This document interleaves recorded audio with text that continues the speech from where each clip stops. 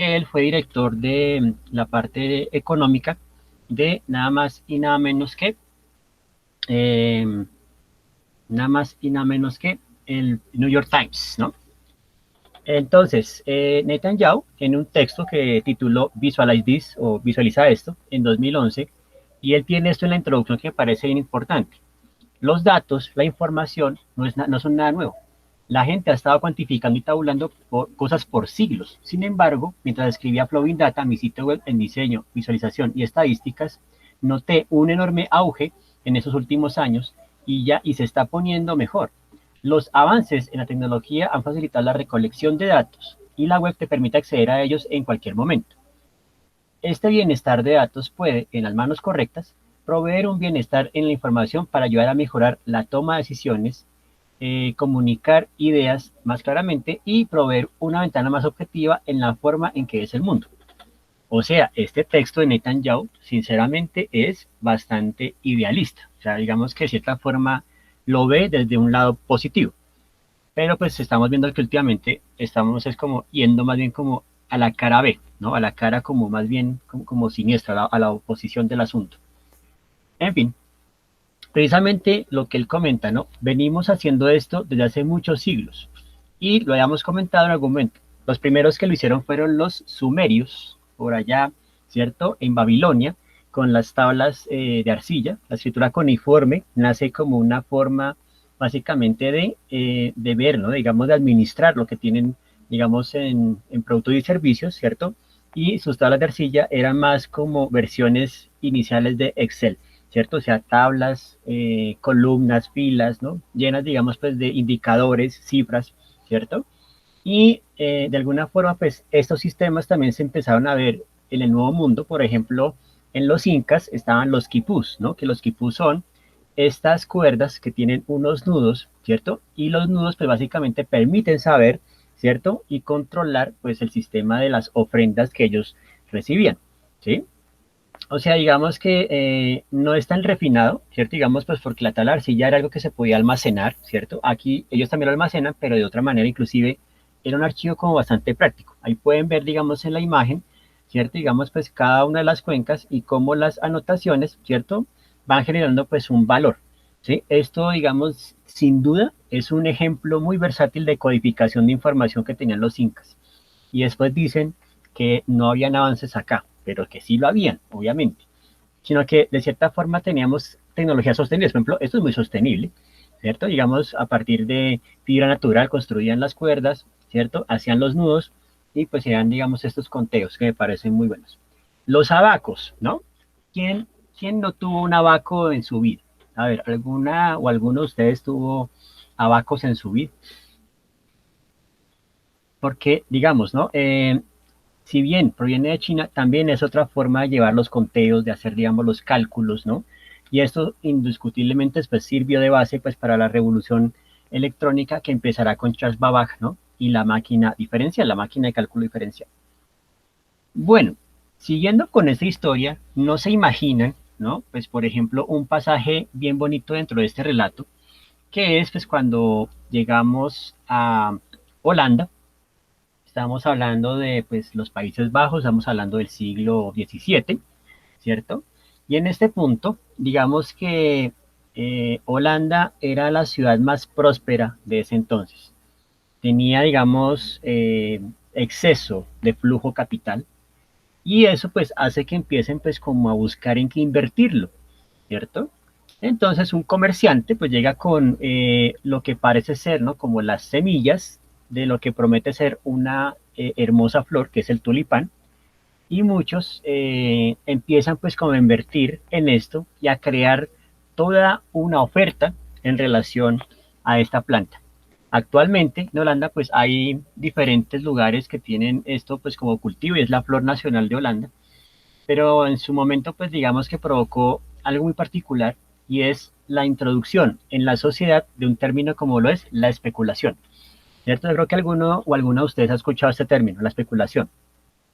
Pues resulta que ya lo vamos a ver, ¿no? Digamos que esta es la gráfica, ¿no? Digamos que ocurrió, digamos, fíjense ustedes, año 1664 se empieza a crear pues la oferta de tulipanes, la gente empieza a comprar tulipanes, empieza pues digamos a volverse como un consumo frecuente. Durante unos años, fíjense que se mantenía, ¿cierto? Digamos la oferta y la demanda.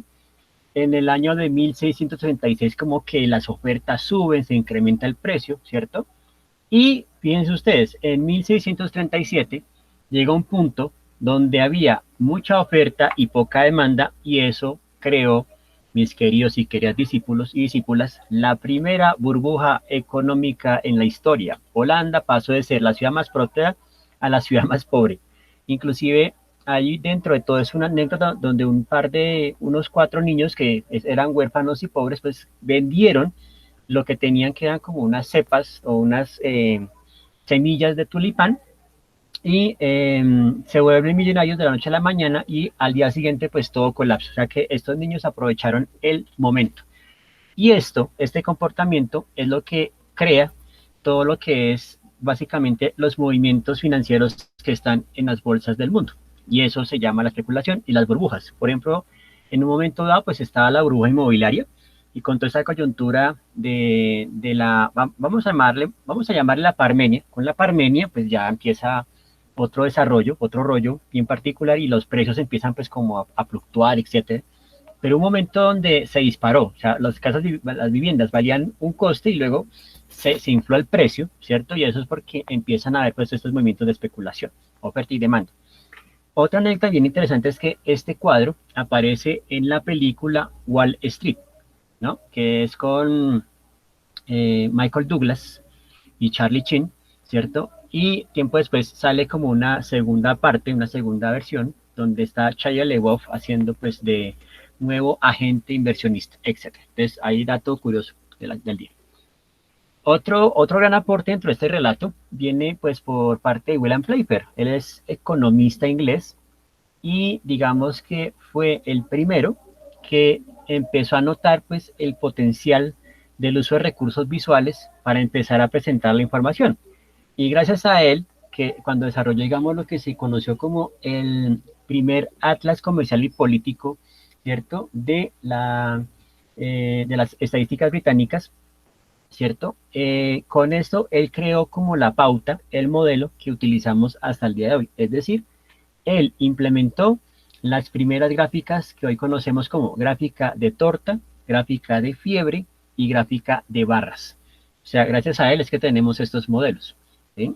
Y de cierta manera, pues los nombres no distan mucho pues de cosas que él veía. Por ejemplo, la gráfica de fiebre se basa pues que en los hospitales en aquel entonces, a los pies del paciente, en la camilla se colocaba una planilla en la que se reportaba tanto la fecha, el día, ¿cierto? Con la temperatura, ¿sí? Y ustedes saben que a veces la temperatura fluctúa. Por ejemplo, yo creo que cuando ustedes ingresan a uno o dos sitios o tres sitios últimamente, los termómetros pues marcan diferentes temperaturas. Yo, por ejemplo, he llegado a tener 35.4, 35.9 y 36.2, ¿cierto? Entonces uno dice, bueno, pero ¿a cuál le creo? ¿Cierto? Entonces, lo que se hacía era básicamente empezar a ver que había unos puntos de pico, unos puntos de descenso, y eso se le llamó gráfica de fiebre. Actualmente también se le llama gráfica de tendencia. Está la gráfica de barras que, digamos, funciona pues para hacer, digamos, una mirada comparativa, ¿cierto? Por ejemplo, quién tiene más reportes en Facebook y quién no, entonces está una barra, ¿cierto? ¿Quién sabe más o quién sabe menos? Barras, ¿sí? A veces estas barras pueden ser binarias, ¿cierto? Digamos, ¿está de acuerdo? Sí o no, ¿cierto? Entonces son binarias. Y la gráfica de torta, pues no dista básicamente de su homónima, ¿cierto? Digamos, en la vida real, ¿cierto? Ahora, que los modelos se han refinado bastante, sí. Ahí, por ejemplo, ustedes pueden ver que a veces tenemos lo que es digamos, como la tarjeta o digamos, la estadística en burbujas, tenemos también la estadística en dos ejes, tenemos también la caída, por ejemplo, en cascada, ¿cierto? Pero son simplemente refinamientos de los modelos básicos. Otro ejemplo también es Florence Nightingale, ¿no? Que digamos, ella pues la conocemos como la Dama de la Lámpara y es como la fundadora de la Cruz Roja, ¿no? Ella digamos que ejerció como enfermera durante la Guerra de Crimea y también le gustaban mucho las matemáticas. Entonces, digamos que combinó ese gusto por la matemática con el tema también pues, de la enfermería y como estaba viendo que llegaban muchos pacientes, pues decidió hacer un diagrama, ¿cierto? Y este diagrama se le conoce como el diagrama de área polar o también se le conoce como Cox-Comb, ¿cierto?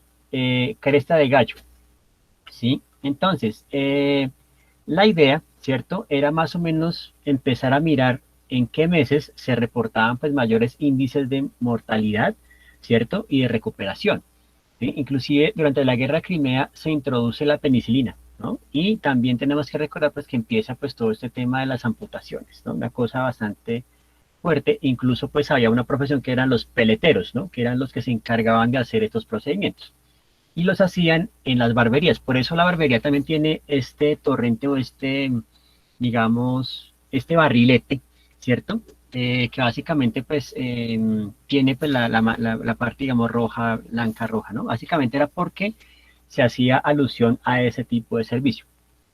Entonces, digamos que lo que propone el gráfico, ¿cierto? Básicamente es, ¿no? ¿Qué ocurrió al comienzo? Digamos, ella hace el registro en 1854 y ustedes pueden notar pues que hay unos meses donde de pronto se incrementa más el tema pues de que, digamos, viene con fiebre o ya viene con una enfermedad muy avanzada, ¿cierto? Viene con otras causas, viene con heridas también, ¿cierto? Y miren, por ejemplo, el año siguiente, en 1855, cómo se produce, digamos, una reducción bastante alta, ¿cierto? Por el tema del uso de la penicilina, ¿no? Bueno, este personaje es bien importante, ¿no? No lo confundan con su homónimo de la serie de televisión, nada que ver. John Snow es el precursor de la epidemiología, médico inglés, que básicamente detectó todo lo que tiene que ver pues con el cólera, que amenazaba pues gran parte de Londres, ¿no? En ese entonces. Estamos hablando, piensen ustedes, las épocas son como más o menos años, inicios del siglo XIX, mediados del siglo XIX, y básicamente pues se utiliza un recurso y es, ¿no? Combinar el mapa, la cartografía, para empezar a medir la cantidad de casos, ¿cierto? Y a partir de esa medición, poder detectar en dónde está la fuente del problema. Y la fuente del problema está en este hidrante que inclusive ahora es monumento nacional. O sea, ya tiene una plaquita que dice, este hidrante fue el que detectó John Snow y el cual contenía el virus del cólera, ¿cierto? Porque básicamente el virus, ¿cierto? Lo que hace es que puede, digamos, debilitar el sistema inmunológico de una persona en tan solo 2 días, ¿no? Y lo puede llevar, pues, obviamente, hasta llegar a fallecer. Entonces, es lo que hace es, ¿no? Empezar a golpear puerta por puerta, empezar a hacer la pregunta, hacer, digamos, las indagaciones, ¿cierto? Y, de cierto modo, empezar a decir, bueno, ha tenido estos síntomas, ta, ta, ta, y hace el reporte y ahí dice, este es el culpable. De eso inclusive hay un bello documental en History Channel, por ahí lo pueden buscar, Jon Snow, ¿cierto? Y pueden buscar mapa del cólera. Y ahí digamos como que se enteran más a fondo de esto.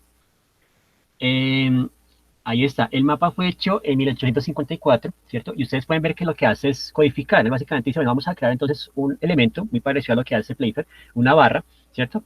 Y la barra nos va indicando entonces en dónde se presenta la mayoría de casos, ¿no? Ahí vamos viendo. Otro referente importante en este relato histórico es Charles Joseph Minard, ¿no? Que él es ingeniero civil y cuando se pensiona, dice, voy a dedicar mis últimos días, mis últimos años, pues a algo que me apasiona y es el tema de las cartas de estadística, ¿no? La gráfica de estadística. Él es de los primeros que utiliza lo que yo le había mencionado alguna vez a mi querida Carolina, y es el tema de las coropletas, ¿no? Que básicamente viene la palabra de core, que significa áreas geográficas, ¿cierto? Y petos, que tiene que ver con cantidades. Coropleta tiene que ver con cantidades en áreas geográficas. Y en este caso, ahí lo que ustedes están viendo es, ¿no? En qué regiones o en qué departamentos de Francia, digamos, hay mayor cantidad de ganado vacuno, ¿cierto? Y pues consumo, por supuesto, de carne y otras cosas, ¿no? Carne y pollo, etcétera. Entonces, fíjense que combina, ¿no? El tema del mapa y sobre cada una de las regiones está utilizando, pues, el diagrama de torta, ¿no? El diagrama de área, que es bien importante. Y fíjense, esto lo hizo en 1858. Ahora, William Playfair, Charles Joseph Pinard pasará a la historia básicamente por este gráfico. Este gráfico, ¿cierto? Digamos que mide o tiene básicamente tres componentes. Él lo tituló como una carta figurativa, ¿cierto? Sobre la campaña del ejército francés en Rusia. Recordemos que Napoleón tenía pues como sueño expandir su imperio, ¿cierto? Y eso pues implicaba llegar a Rusia, era su meta, ¿sí? La cuestión es que él no contó con con las condiciones extremas a las que se puede exponer uno al llegar a Rusia. Y en este caso, pues el general invierno, el frío tan extremo que hace por allá, ¿cierto? Entonces, ahí ustedes van a notar básicamente el uso como de tres datos, ¿no? El primer dato, digamos pues que nos habla de la situación y dirección de las tropas, mostrando cómo las unidades se dividen y reagrupan, ¿sí? Entonces, fíjense que, por ejemplo, en este caso tiene un color inicial que son las tropas que logran salir, ¿cierto? Entonces, las que salen de Francia, ¿cierto? Y miren ustedes pues cómo se dividen, ¿cierto? Y en algún punto vuelven y se reagrupan. Miren cuántas logran llegar a Moscú, ¿cierto? Ahora, la siguiente nos muestra las que logran salir de Moscú y las que logran llegar, ¿no? Nuevamente a Francia, ¿sí? Y ahí ustedes ven también pues que está sobre el elemento geográfico, ¿cierto? Está, digamos, utilizando un fragmento del mapa y en la parte inferior nos está mostrando las temperaturas a las cuales estaban expuestos estos soldados, ¿no? Entonces fíjense que en un solo gráfico nos está mostrando tres variables, ¿no? Y digamos que eso también hace, o es digamos también como el énfasis que uno puede ver en el gráfico o en la visualización de datos, ¿no? Que es digamos como lo más importante. Bien, eso quiere decir que de cierta manera, poco a poco, nosotros, terrícolas, humanoides, ¿cierto? Empezamos a ver y a reconocer patrones, ¿cierto? Y eso de cierta forma pues hace que empecemos a mirar la manera, ¿cierto? De cómo estos patrones pueden servir para bien o para mal, ¿cierto? Y hay una frase de un escritor que es William Gibson, ese escritor pues padre del cyberpunk, en una novela que se llama Mundo Espejo. Él dice esto: el Homo sapiens tiende al reconocimiento de pautas, que es a la vez un don y una trampa. Y miremos la imagen. Esta imagen es tomada de satélite y estamos viendo en este momento pues cuántas personas tienen luces prendidas, cuántas personas están enviando un chat por Twitter, cuántas personas están enviando una imagen por Instagram, por redes sociales y demás, ¿no? Entonces, inclusive en este momento, cuántas personas están en clases virtuales en este momento. O sea, todo es reconocible, se vuelve parte de unos patrones, ¿cierto? Y eso hace pues que de alguna forma el algoritmo empiece pues como a codificar más o menos como a qué responde cada persona. Por eso también cuando ustedes escuchan música en YouTube, ¿cierto? Como que les llega una canción molesta, que ustedes dicen, pero yo no pedí esto. No, es que te la están insertando a ver si caes en la trampa. Bueno, cosas de esta índole. Les presento a un referente también muy importante en la clase que va a ser David McCandless, ¿no? David McCandless es básicamente periodista de datos, pero empezó ejerciendo básicamente como redactor publicitario. Empieza pues muy en agencias de publicidad, pero luego pues se empieza pues a decantar por el tema de mirar bases de datos, ¿no? Empezar a encontrar patrones, ¿cierto? Y llega al punto en que dice, no, voy a volcar mi interés básicamente por las gráficas de datos, la visualización de datos me parece que es como lo más interesante. Y él dice, mediante la visualización de la información, lo convertimos en un paisaje que se puede explorar con los ojos, una especie de mapa de información. Y cuando estás perdido en la información, un mapa de información es una especie de utilidad. Digamos que el hacer visualización de datos, digamos que ayuda básicamente para en tiempo récord, en muy poco tiempo, tratar de detectar y encontrar pues la respuesta a la pregunta que nos hacemos, ¿no? Y eso es, yo creo que es lo más importante. Cuando uno hace database, lo importante es también como con qué pregunta vamos a entrar, qué le queremos preguntar a los datos, qué queremos encontrar, qué queremos hallar, ¿cierto? Y él tiene una charla de TED, ¿no? Que después, digamos, les compartiré el vínculo para que la puedan ver, que es bien interesante lo que él propone. Son como unos 15 minuticos, pero lo que él propone me parece muy interesante. Y él tiene, por ejemplo, este gráfico que sí me parece que merece la pena pues que lo discutamos o lo miremos, ¿no? Él, digamos que tiene un criterio, en este caso está utilizando un diagrama que se llama el diagrama de Venn o diagrama de conjuntos, ¿cierto? Fijémonos que en el centro hay una intención, ¿cierto? Y es que queremos una visualización exitosa, ¿sí? Eso es lo que está en el centro. Entonces, digamos como la meta, el anhelo, ¿cierto? El deseo. ¿Qué tenemos que tener para que eso llegue a tener un éxito? Pues tenemos que tener, por supuesto, la información, ¿cierto? Los datos, ¿sí? Y esto, sin duda, pues la idea es que tenemos que cotejarlos y que realmente pues sean datos verídicos, ¿cierto? Por ejemplo, cuando pasan por proyecto diseño uno, ¿sí? Los que tal vez vieron clase conmigo y Diego, o de pronto con Paola, se acordarán que básicamente pues una de las advertencias es nada de buscar datos ligeros, ¿no? Datos light, que son los que proponen ciertas fuentes como las revistas o los periódicos mainstream, ¿cierto? Como muy comerciales, ¿cierto? Que inclusive pues se les da como el mote de datos bobos, porque son como datos que ni siquiera están totalmente validados, sino que son como una suposición porque inclusive están cerrados, ¿no? Digamos son 13%. Cuando uno ve eso, digamos que uno tiene que sospechar básicamente de ese tipo de datos. Entonces uno se remite, digamos, pues como a fuentes independientes o se remite, digamos, pues a ciertas bases de datos. Inclusive pues aquí la que tenemos más a la mano y como para empezar un primer tanteo es el DANE, que es como el que reúne todas las estadísticas, pero es un tanteo, porque después uno empieza pues a cotejar en otras fuentes esa cuestión, ¿cierto? Eso por un lado, tenemos que tener entonces datos. Lo segundo, ¿cierto? Él dice, hay que tener una historia, un concepto, ¿cierto? O sea, ¿cómo vamos a aterrizar estos datos? ¿No? ¿Qué sentido le queremos dar? ¿Cierto? También pues tenemos una meta, tenemos un objetivo, ¿cierto? Y básicamente es como informar, también digamos como documentar, ¿cierto? Darle a conocer a las personas, ¿cierto? ¿Qué es lo que está sucediendo? Y también él dice, por ejemplo, que se requiere pues que uno tenga por lo menos una forma visual, una metáfora visual para que el gráfico sea muy atractivo, ¿sí? Esto después se los puedo pasar, pero ahí ustedes pueden ver, ¿no? Cómo cada uno de los conjuntos empieza a crear ciertos cruces y eso pues nos va a permitir como rastrear qué características debo tener presentes al momento de desarrollar la visualización de datos. Bueno, esto es lo que hacemos realmente, ¿no? Digamos que este gráfico, ¿no? Yo creo que algunos lo recordarán, creo que Manuela recordará este gráfico cuando lo presenté por primera vez, ¿cierto? Y básicamente es una bella metáfora porque tenemos datos, ¿no? Básicamente. Y lo que hacemos es, ¿no? Combinar, mezclar estos datos hasta convertirlos en información. O sea, ya los organicé, ¿cierto? Digamos, en un conjunto, digamos, de datos para con una cierta intencionalidad.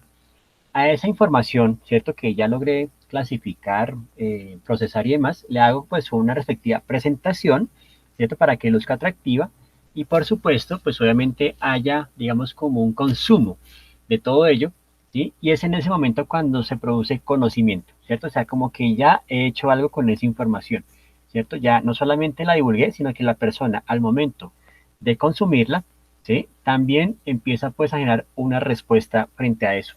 ¿Sí? Entonces, eso es como lo más importante. Y hablando de gráficas capciosas, veamos esta, por ejemplo, que nos habla y dice, ojo a la pregunta, ¿no? Digamos que la pregunta es, ¿cuánta, cuánta gente prefiere el bizcochuelo? ¿Cierto? Entonces, por ejemplo, un 58% prefiere bizcochuelo. Bien, un 9% lo prefiere salado y un 9% pues como de otros tipos, ¿cierto? Y el 24% no sabe o no come. Fíjense que en esta gráfica ya hay una trampa. A ver, ¿quién me puede decir dónde está la trampa aquí? O sea, digamos, dónde está como lo capcioso de este gráfico.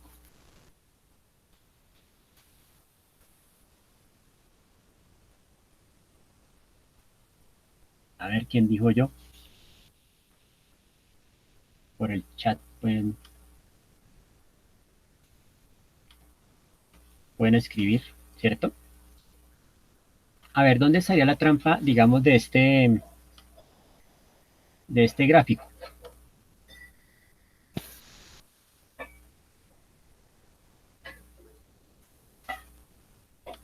La presentación. Va por ahí, pero fíjate, digamos, quiero que estén, creo que tomen nota de este detalle, es este, ¿no?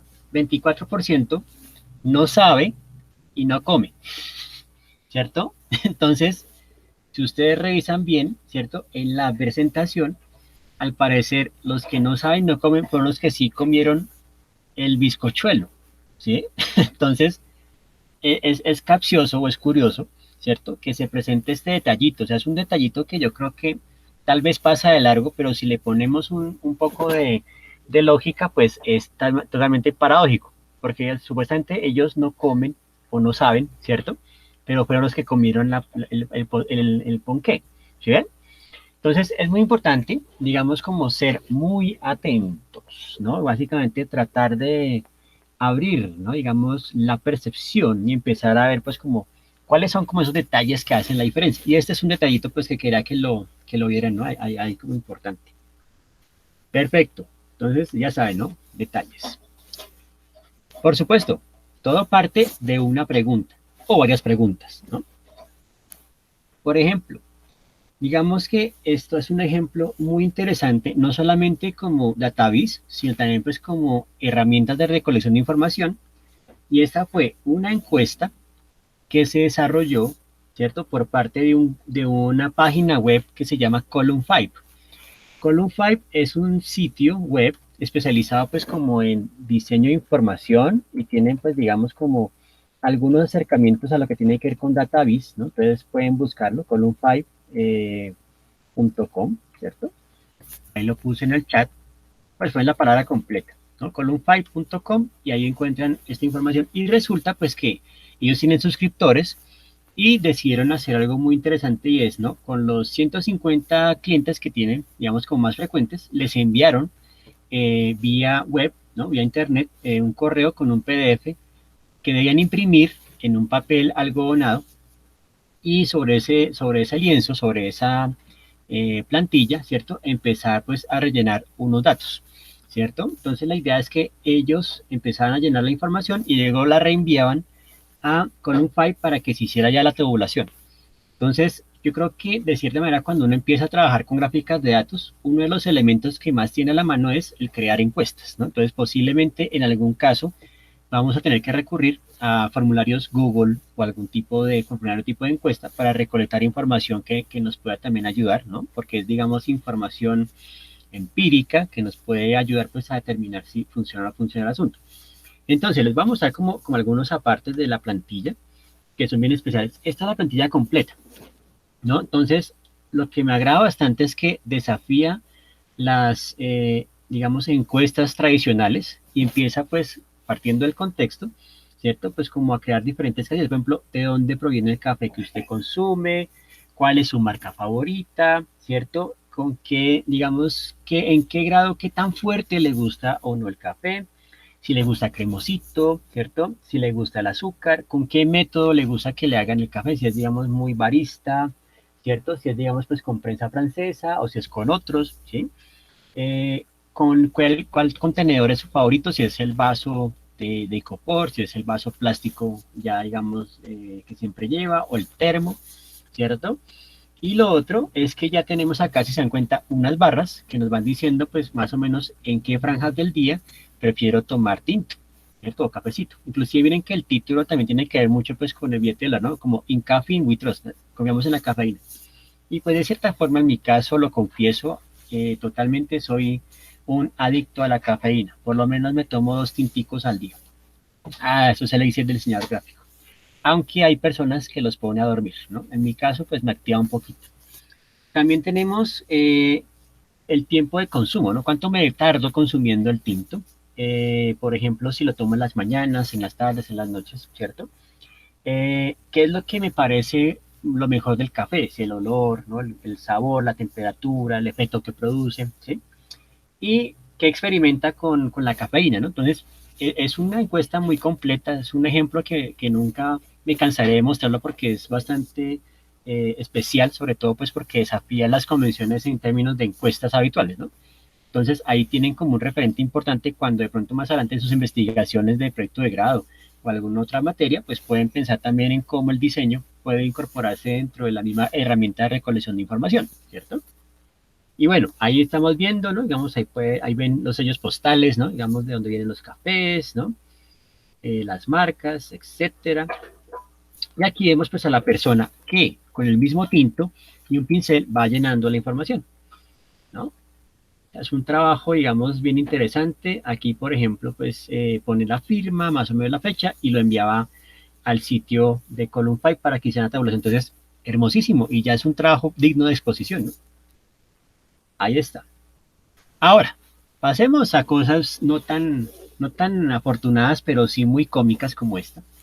Fíjense que la pregunta es clara, ¿cierto? Digamos, está de acuerdo con la decisión de la Procuraduría de destituir e inhabilitar por 15 años al alcalde de Bogotá, Gustavo Petro.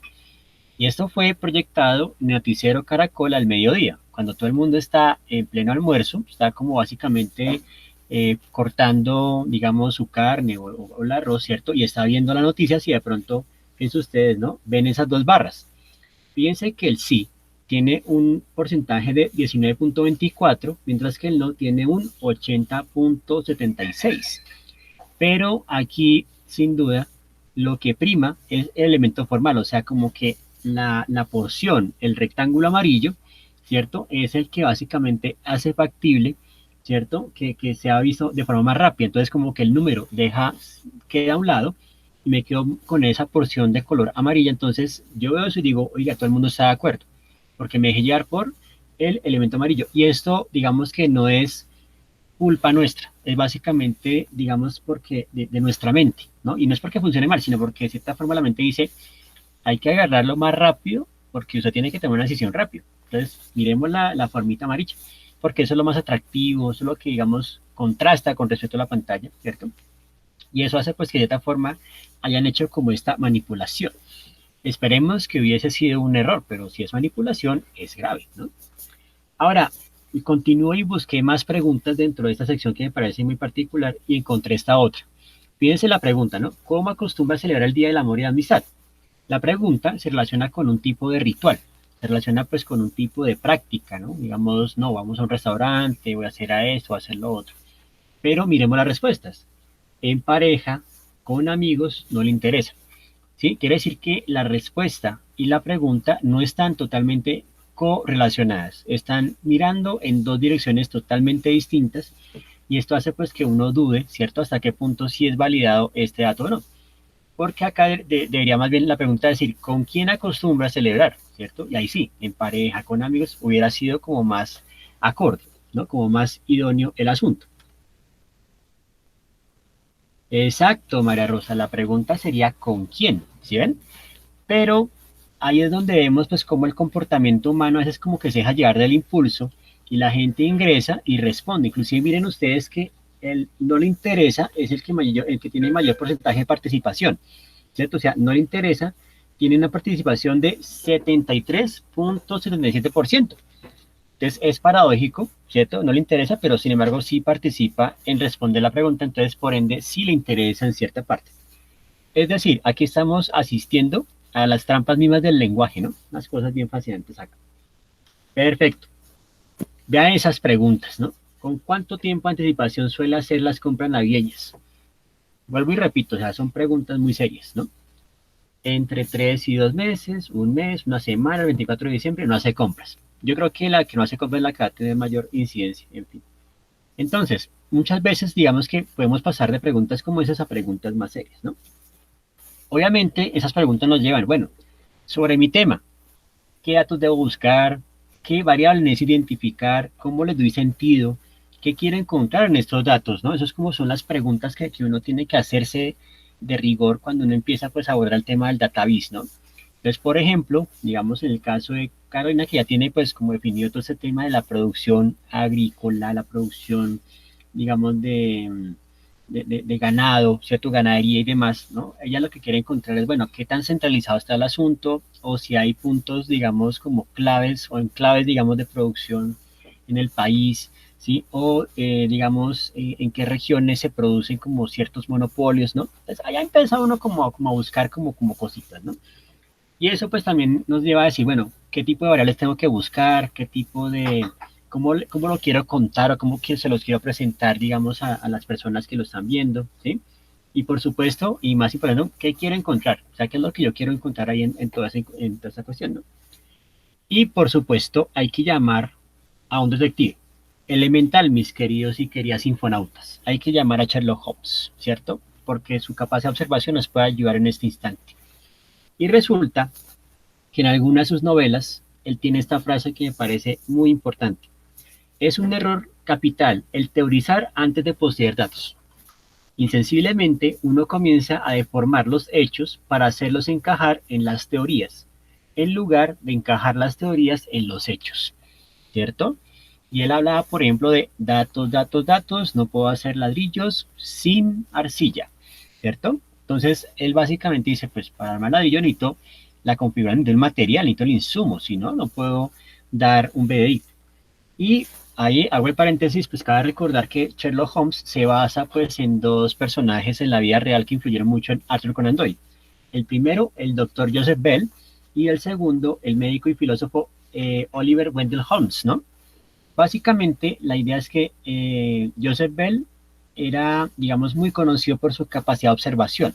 Es decir, él con simplemente ver a una persona, ¿cierto? Digamos, la mancha en la uña, las características de su rostro, el olor de lo que llevaba puesto, etcétera. Él decía, por el olor puedo decir que usted proviene de tal distrito de Londres. Por ende, por eso tiene usted esta mancha en el dedo, porque es muy frecuente cuando comenta el tipo de cosas, ¿no? O sea, es un conocedor extraordinario de los patrones, ¿cierto? De las personas que habitan Londres, que le permite pues llegar a esas lecturas, o inclusive también hasta de Edimburgo o Escocia, ¿no? Entonces, si ustedes notan el personaje ya en las novelas y en las películas, es bastante observador, ¿cierto? Y eso hace pues que uno siempre tiene que estar como muy atento al detalle. Ahora, pasemos a otro, hablando de literatura, otro paréntesis. Por favor, dibújame un cordero. Esta cita pues nos lleva indudablemente al Principito y su pasaje cuando se encuentra con el piloto, ¿cierto? El piloto obviamente está angustiado porque tiene que reparar su motor, ¿cierto? Y al Principito llega, lo inspecciona, ¿cierto? Y básicamente le pide, dibújame un cordero. El piloto indudablemente pues empieza a dibujarle mil y un corderos y él dice, no, inclusive lo mira con una mirada inquisitiva, como cuando uno espera que el cliente, ¿no? Le diga a uno, no hay errores, se apruebo, sale, ¿cierto? Pero miren esa mirada sospechosa, y me dice, no, ¿en qué momento me va a decir que hay que hacer un cambio, etcétera? Entonces el piloto toma una decisión radical y hace este dibujo, ¿cierto? Básicamente coge, le hace, digamos, como una forma muy de caja, como un prisma, un rectángulo, le coloca tres orificios y le dice, el cordero que buscas está en esta caja, ¿cierto? Entonces fíjense que con Sherlock Holmes hablamos del tema de la observación, pero con el Principito hablamos de otra cosa y es lo que propone McCandless y es la envoltura, la forma, la metáfora visual que va a tener esto, con la cual le puedo presentar a las personas los datos, ¿cierto? Entonces esto va a ser muy importante, porque precisamente, digamos que el diseño de información o el database empieza a ser parte activa de la prensa, ¿cierto? Uno lo ve, digamos, en primera plana, o lo ve, digamos, en algunas secciones internas, ¿sí? Pero muchas veces las formas que utilizan no son siempre las más adecuadas. Por ejemplo, ustedes ven este periódico que es el periódico Le Monde, ¿cierto? Hace unos años, el 29 de mayo, digamos que presentaban pues una gráfica que más o menos mostraba las inclinaciones políticas del momento.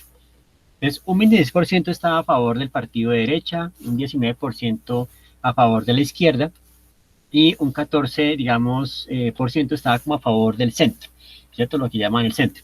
Perfecto. Entonces, lo primero que tenemos que ver es que tanto el 26% como el 14% tienen la misma forma, es el mismo cuadrado, no hay variación, ¿cierto? Y miren que, por ejemplo, el 19% que es el socialista o el de izquierda, ¿cierto? Tiene como una forma de flecha, ¿sí? Ya de entrada se está como alterando o haciendo, digamos, pues como una construcción de sentido allí, como una, como incidir un poco en el juicio de la persona, ¿cierto? Y ya está diciendo como que el partido va a la baja. Y la gran pregunta que viene, bueno, ¿y qué pasa con el 41% restante de la población? ¿Cierto? Entonces fíjense que no es una gráfica muy completa. Y sobre eso viene otro de los autores que también quiero mencionar hoy, que es Edward Tufte. Edward Tufte señala y dice, el ojo es un instrumento atento a las minucias. En ocasiones, añadir un par de detalles puede ser la clave, ¿cierto? Y Edward Tufte, digamos que es, ¿no? Primero, defensor del minimalismo en la representación gráfica de datos. También él dice que siempre es bueno como eliminarle detalles. O sea, ¿para qué? ¿Para qué le eliminan los detalles? No, eso toca lo puro, lo conciso, o sea, lo que es, ¿no? Y él acuña los términos char Jung, que son pues para las gráficas que él considera que tienen mucho excesos de elementos, y el data in ratio, ¿cierto? Que básicamente es la cantidad de tinta que es precisa para representar efectivamente un determinado conjunto de datos, ¿cierto? Él es el autor de esta cita que es, ¿no? el poder corrompe, PowerPoint corrompe absolutamente. O sea, él es un detractor de esta aplicación del PowerPoint porque de alguna forma dice que es bastante ineficiente el momento de presentar gráficas, ¿no? Y él tiene toda una investigación sobre lo que pasó con el Challenger y por eso le echa la culpa a PowerPoint, ¿no? En fin, entonces esta es la discusión, ¿no? Digamos, cuando uno mira la propuesta de, digamos, de Tufte, ustedes pueden ver que para Tufte lo ideal sería esto. O sea, Tufte dice, esto es genial, ¿cierto? Pero entonces para él este tipo de gráficos es lo que él llama gráfico basura, porque tiene como exceso de cosas, tiene como mucho detalle, tiene mucho colorido, ¿no? Como que distrae la atención, ¿sí? Pero eso es como la creencia o el punto de vista que tiene Tufte, que vuelvo y repito, él es como bastante, digamos, minimalista y como muy aséptico, ¿cierto? Ahora, esta es la propuesta de Nigel Hobbes, que ya lo veremos más adelante, pero Nigel Hobbes dice, a ver, pues lo que queremos buscar es que la gente por lo menos se acuerde del gráfico y a partir de ese recuerdo pues pueda generar, digamos, una respuesta, ¿no? Aquí, por ejemplo, dice, los diamantes, ¿no? Son los mejores amigos de las chicas, ¿no? ¿Cierto? Y más o menos nos muestra unas fechas, nos muestra inclusive pues cómo la pierna se vuelve la gráfica tendencia, ¿no? O sea, es un gráfico bastante divertido y al mismo tiempo pues puede generar recordación. Y eso es lo que busca también el database, ¿no? Que por lo menos se dé recordación y que las personas lo tengan presente al momento de tomar una buena decisión.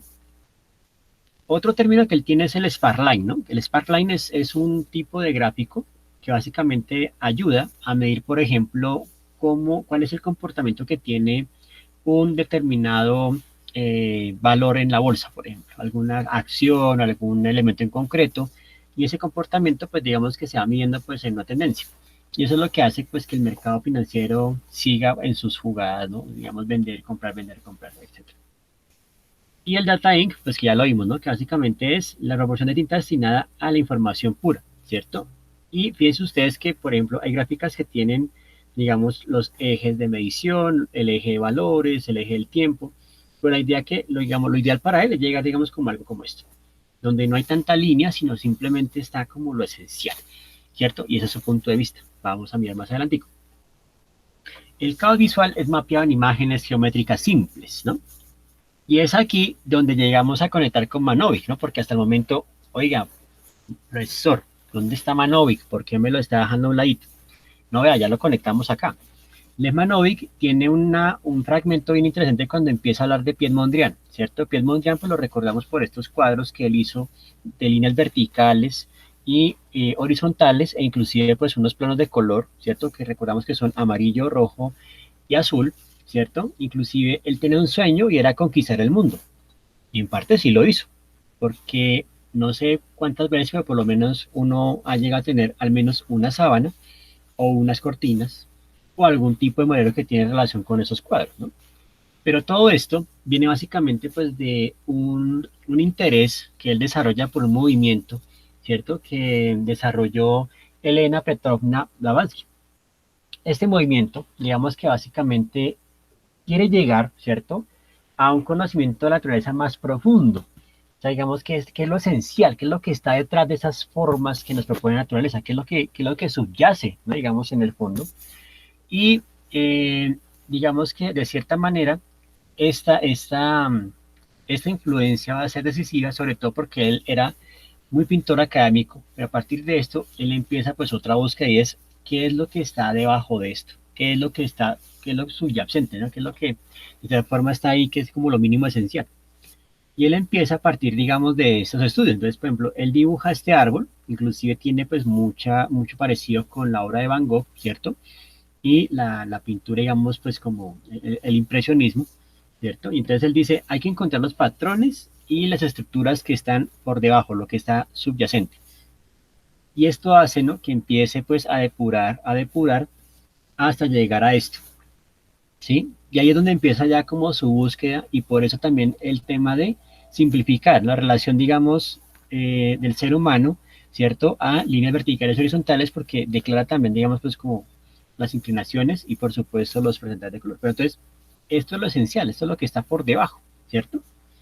Y a partir de esto, ¿cierto? Pues presentamos a Manovic, ¿cierto? Que básicamente es de origen ruso, nace en Moscú, estudió Bellas Artes de Arquitectura y es un artista teórico y crítico especialista en nuevos medios, ¿cierto? Y en sus textos, pues digamos que Manovic sitúa el papel de estos dentro de un contexto más amplio en la cultura visual moderna, ¿cierto?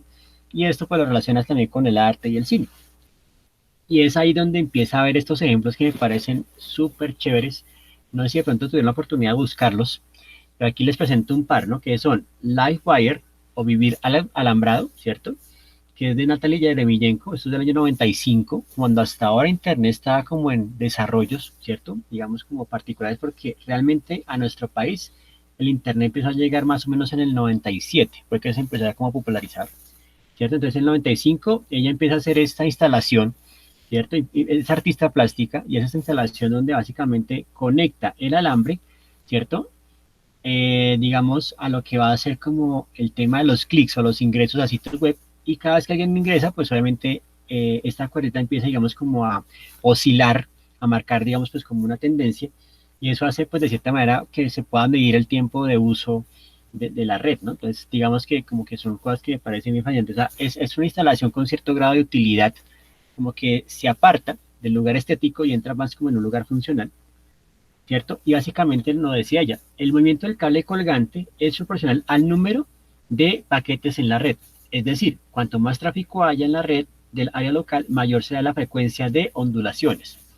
El transceptor se conecta a la red y la dinámica del comportamiento del cable se convierte en una representación periférica intuitiva de la actividad en la red, en contraste con un gráfico basado en pantalla de la actividad de Ethernet. Este dispositivo es una pantalla social compartida de información.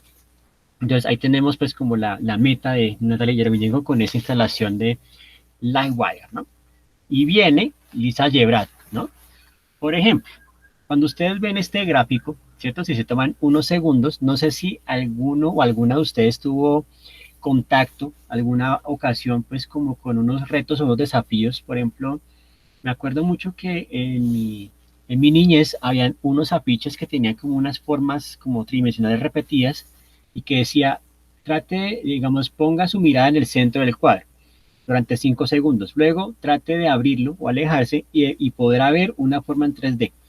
No sé si lo recordarán, pero sí tiene que ver con temas de percepción visual, ¿no? O de pronto estos retos que a veces pueden también, digamos, en una que otra estación o en alguna ficha, ¿no? Entonces yo creo que ustedes ven primero eso. Y la pregunta al millón es, bueno, ¿qué querrá decir Lisa Gebra con todo esto? ¿Qué sabe lo que usted, o sea, pensemos la pregunta más bien desde otro punto de vista. ¿Qué pasa si yo llego con este detalle y les digo, les tengo un regalo y les traigo este lienzo más o menos de 3 por 2 metros, ¿no? Te dicen, gracias, profesor, me hacía falta esto para mi sala, me hace ver, ¿no? O me contempla como alguien muy moderno, etcétera, ¿cierto? Pero entonces, a primera vista, ¿a ustedes qué les significa eso? O sea, digamos, ¿cuál es el significado que tiene visualmente esta imagen? ¿Qué podríamos decir ahí? O sea, ¿con qué lo asocian? Un error, sí, un error informático, o sea, un glitch, ¿cierto? Digamos, un glitch estético. O sea, esto es mejor que tal vez el bodegón, ¿no? El kit, ¿cómo es? El starter kit de vida de soltero, ¿no? Que es, digamos, el bodegón, por allá, el juguito, todo el cuento, ¿cierto? Entonces dicen, bueno, es un error informático, un glitch, puede ser, ¿cierto? ¿Qué otra opción podría haber? ¿Qué otra cosa pueden notar allí?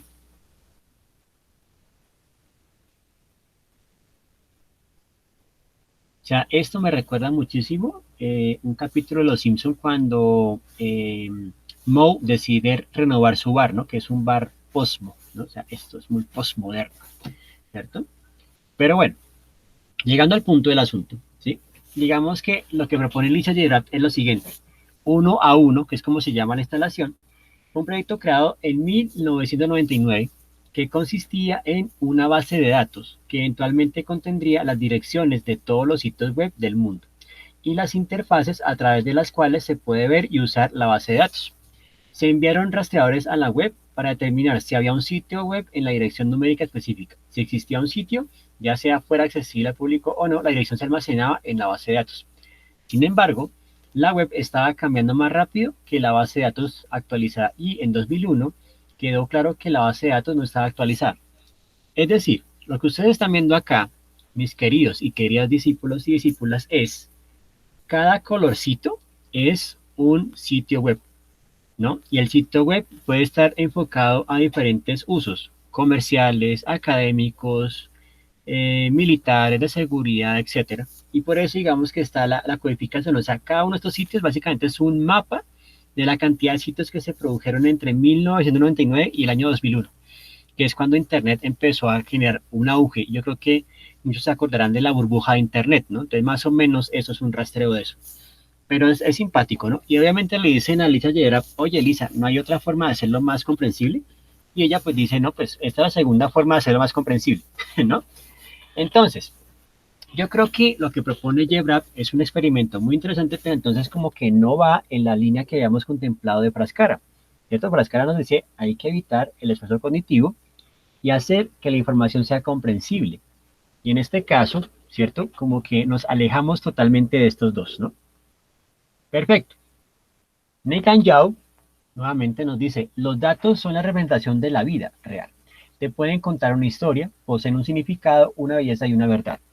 Hay que decidir cómo contar la historia, ¿cierto? Y esto nos propone Nathan Yao, ¿cierto?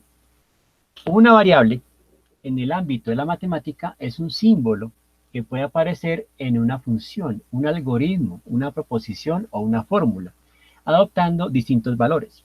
Al establecer vínculos con otras variables, se pueden contribuir al desarrollo de una teoría o una hipótesis, adquiriendo la denominación de constructos. Yo creo que es un término, ¿cierto? Que con el cual hemos conocido variables. Yo creo que se acordarán de sus clases de álgebra, de cálculo, ¿cierto? Cuando decían hay que despejar la variable en X, ¿cierto?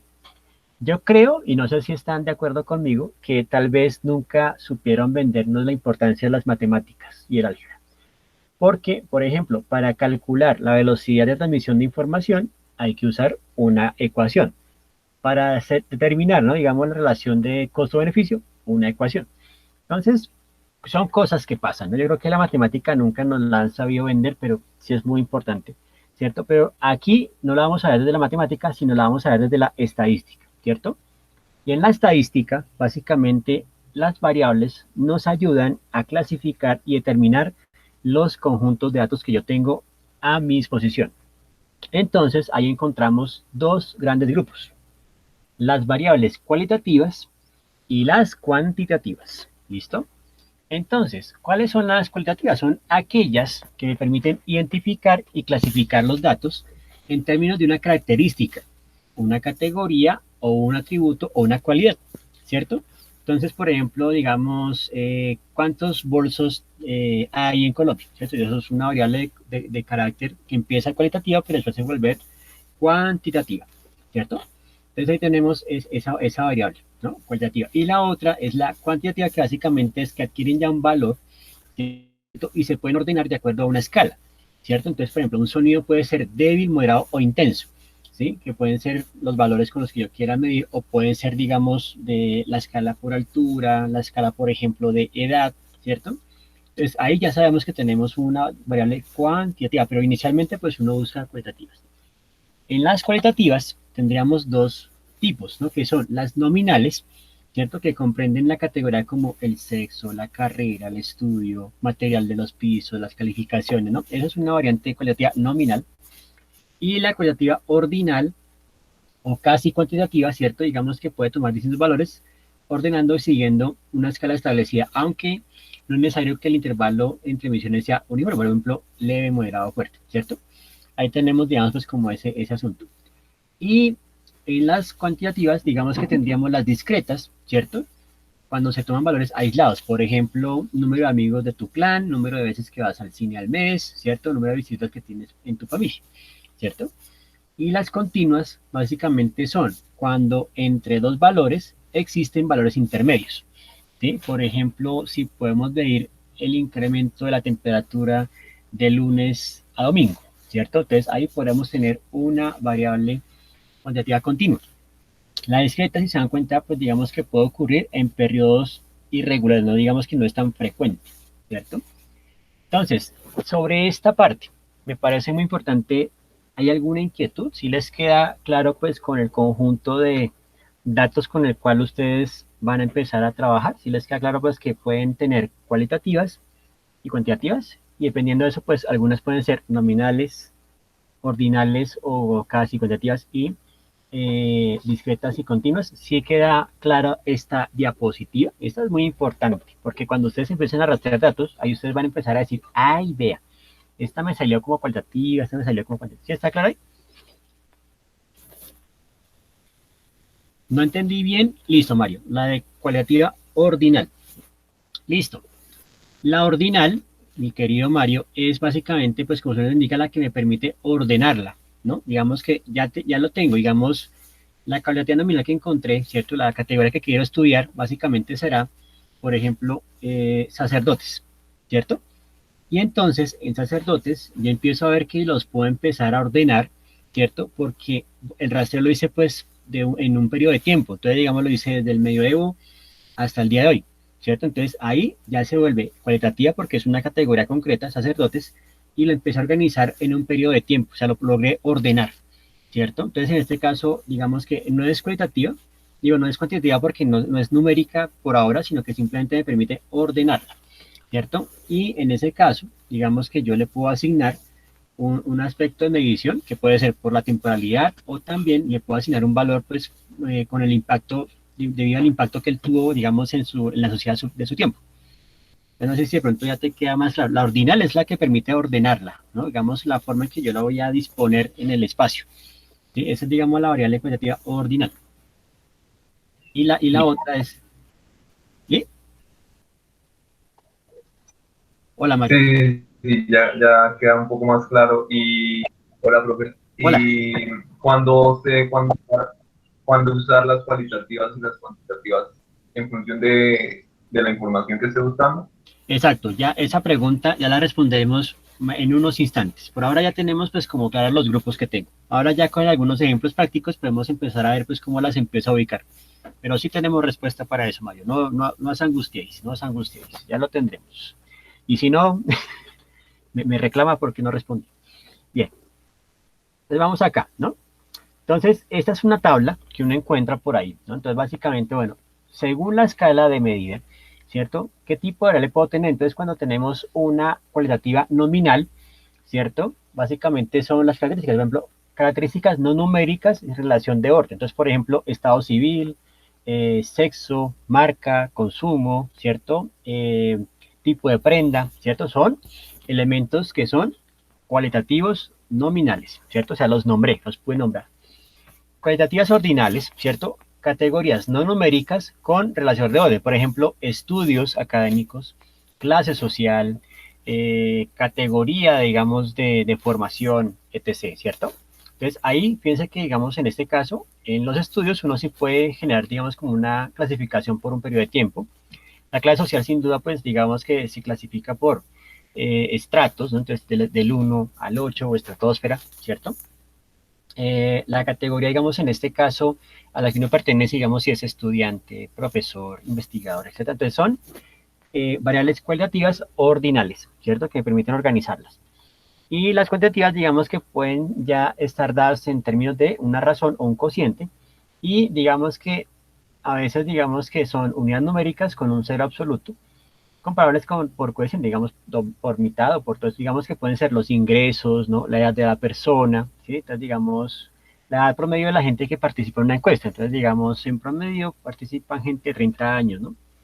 Inclusive, este tipo de datos ya muy poco se solicita, ¿no? Pero, digamos, en un momento dado, pues uno se le preguntaba, bueno, qué edad tiene, cuál es su profesión, etcétera, para empezar a crear, básicamente, lo que decían, ¿no? Digamos, como patrones o avatares, ¿no? De las personas para poder medir hacia dónde van como sus gustos y sus consumos.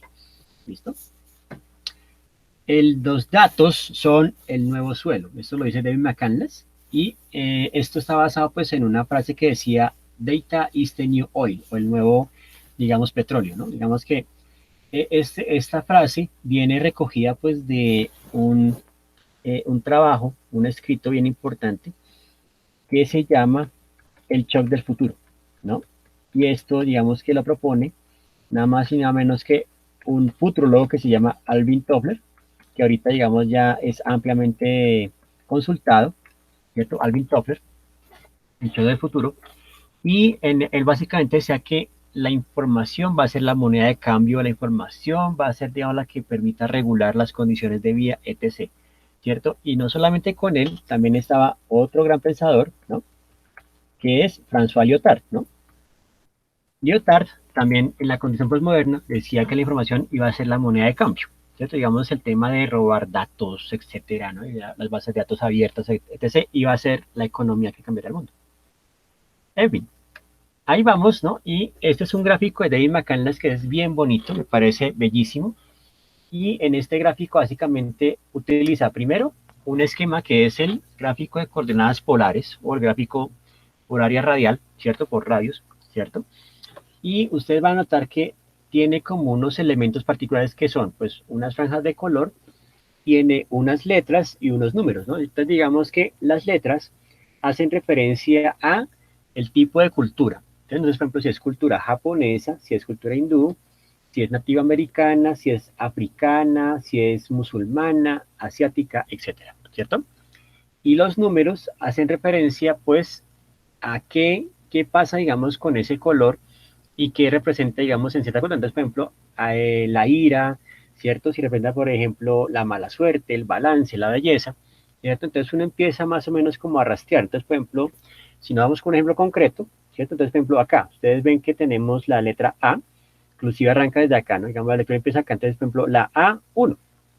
Entonces yo busco la A1, ¿cierto? Entonces es ira, ¿cierto? Y aquí básicamente es como en occidente, ¿cierto? Entonces acá tenemos que el rojo significa ira, ¿cierto? Por ejemplo, el 3, ¿qué significa el 3? Autoridad, ¿cierto? El negro significa autoridad y por eso los hombres de negro, etc., ¿cierto? Y ahí vemos también, ¿cierto? Pues que de cierta manera hay otros colores que tal vez no se empiecen a insertar, pero están, digamos, como condensados en esta clave de información, ¿cierto? Pero es bien interesante lo que él hace aquí, ¿no?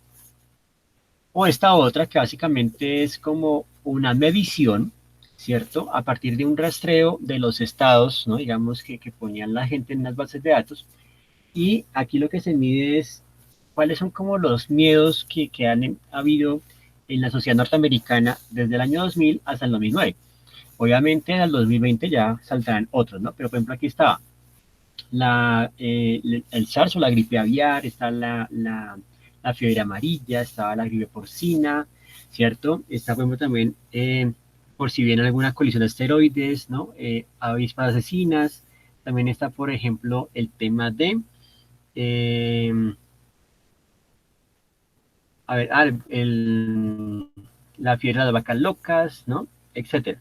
Y bien ustedes, ¿no? Que uno empieza a ver aquí una que está como resaltada en otro color, que es básicamente una medición que tiene que ver con un evento que también marcó mucho a los estadounidenses y eran las masacres estudiantiles, ¿no? Entonces aquí, por ejemplo, él la acuña como videojuegos violentos, ¿cierto? Entonces, básicamente, en videojuegos violentos se identifica dos patrones, ¿no? Que dice que hay como unos picos.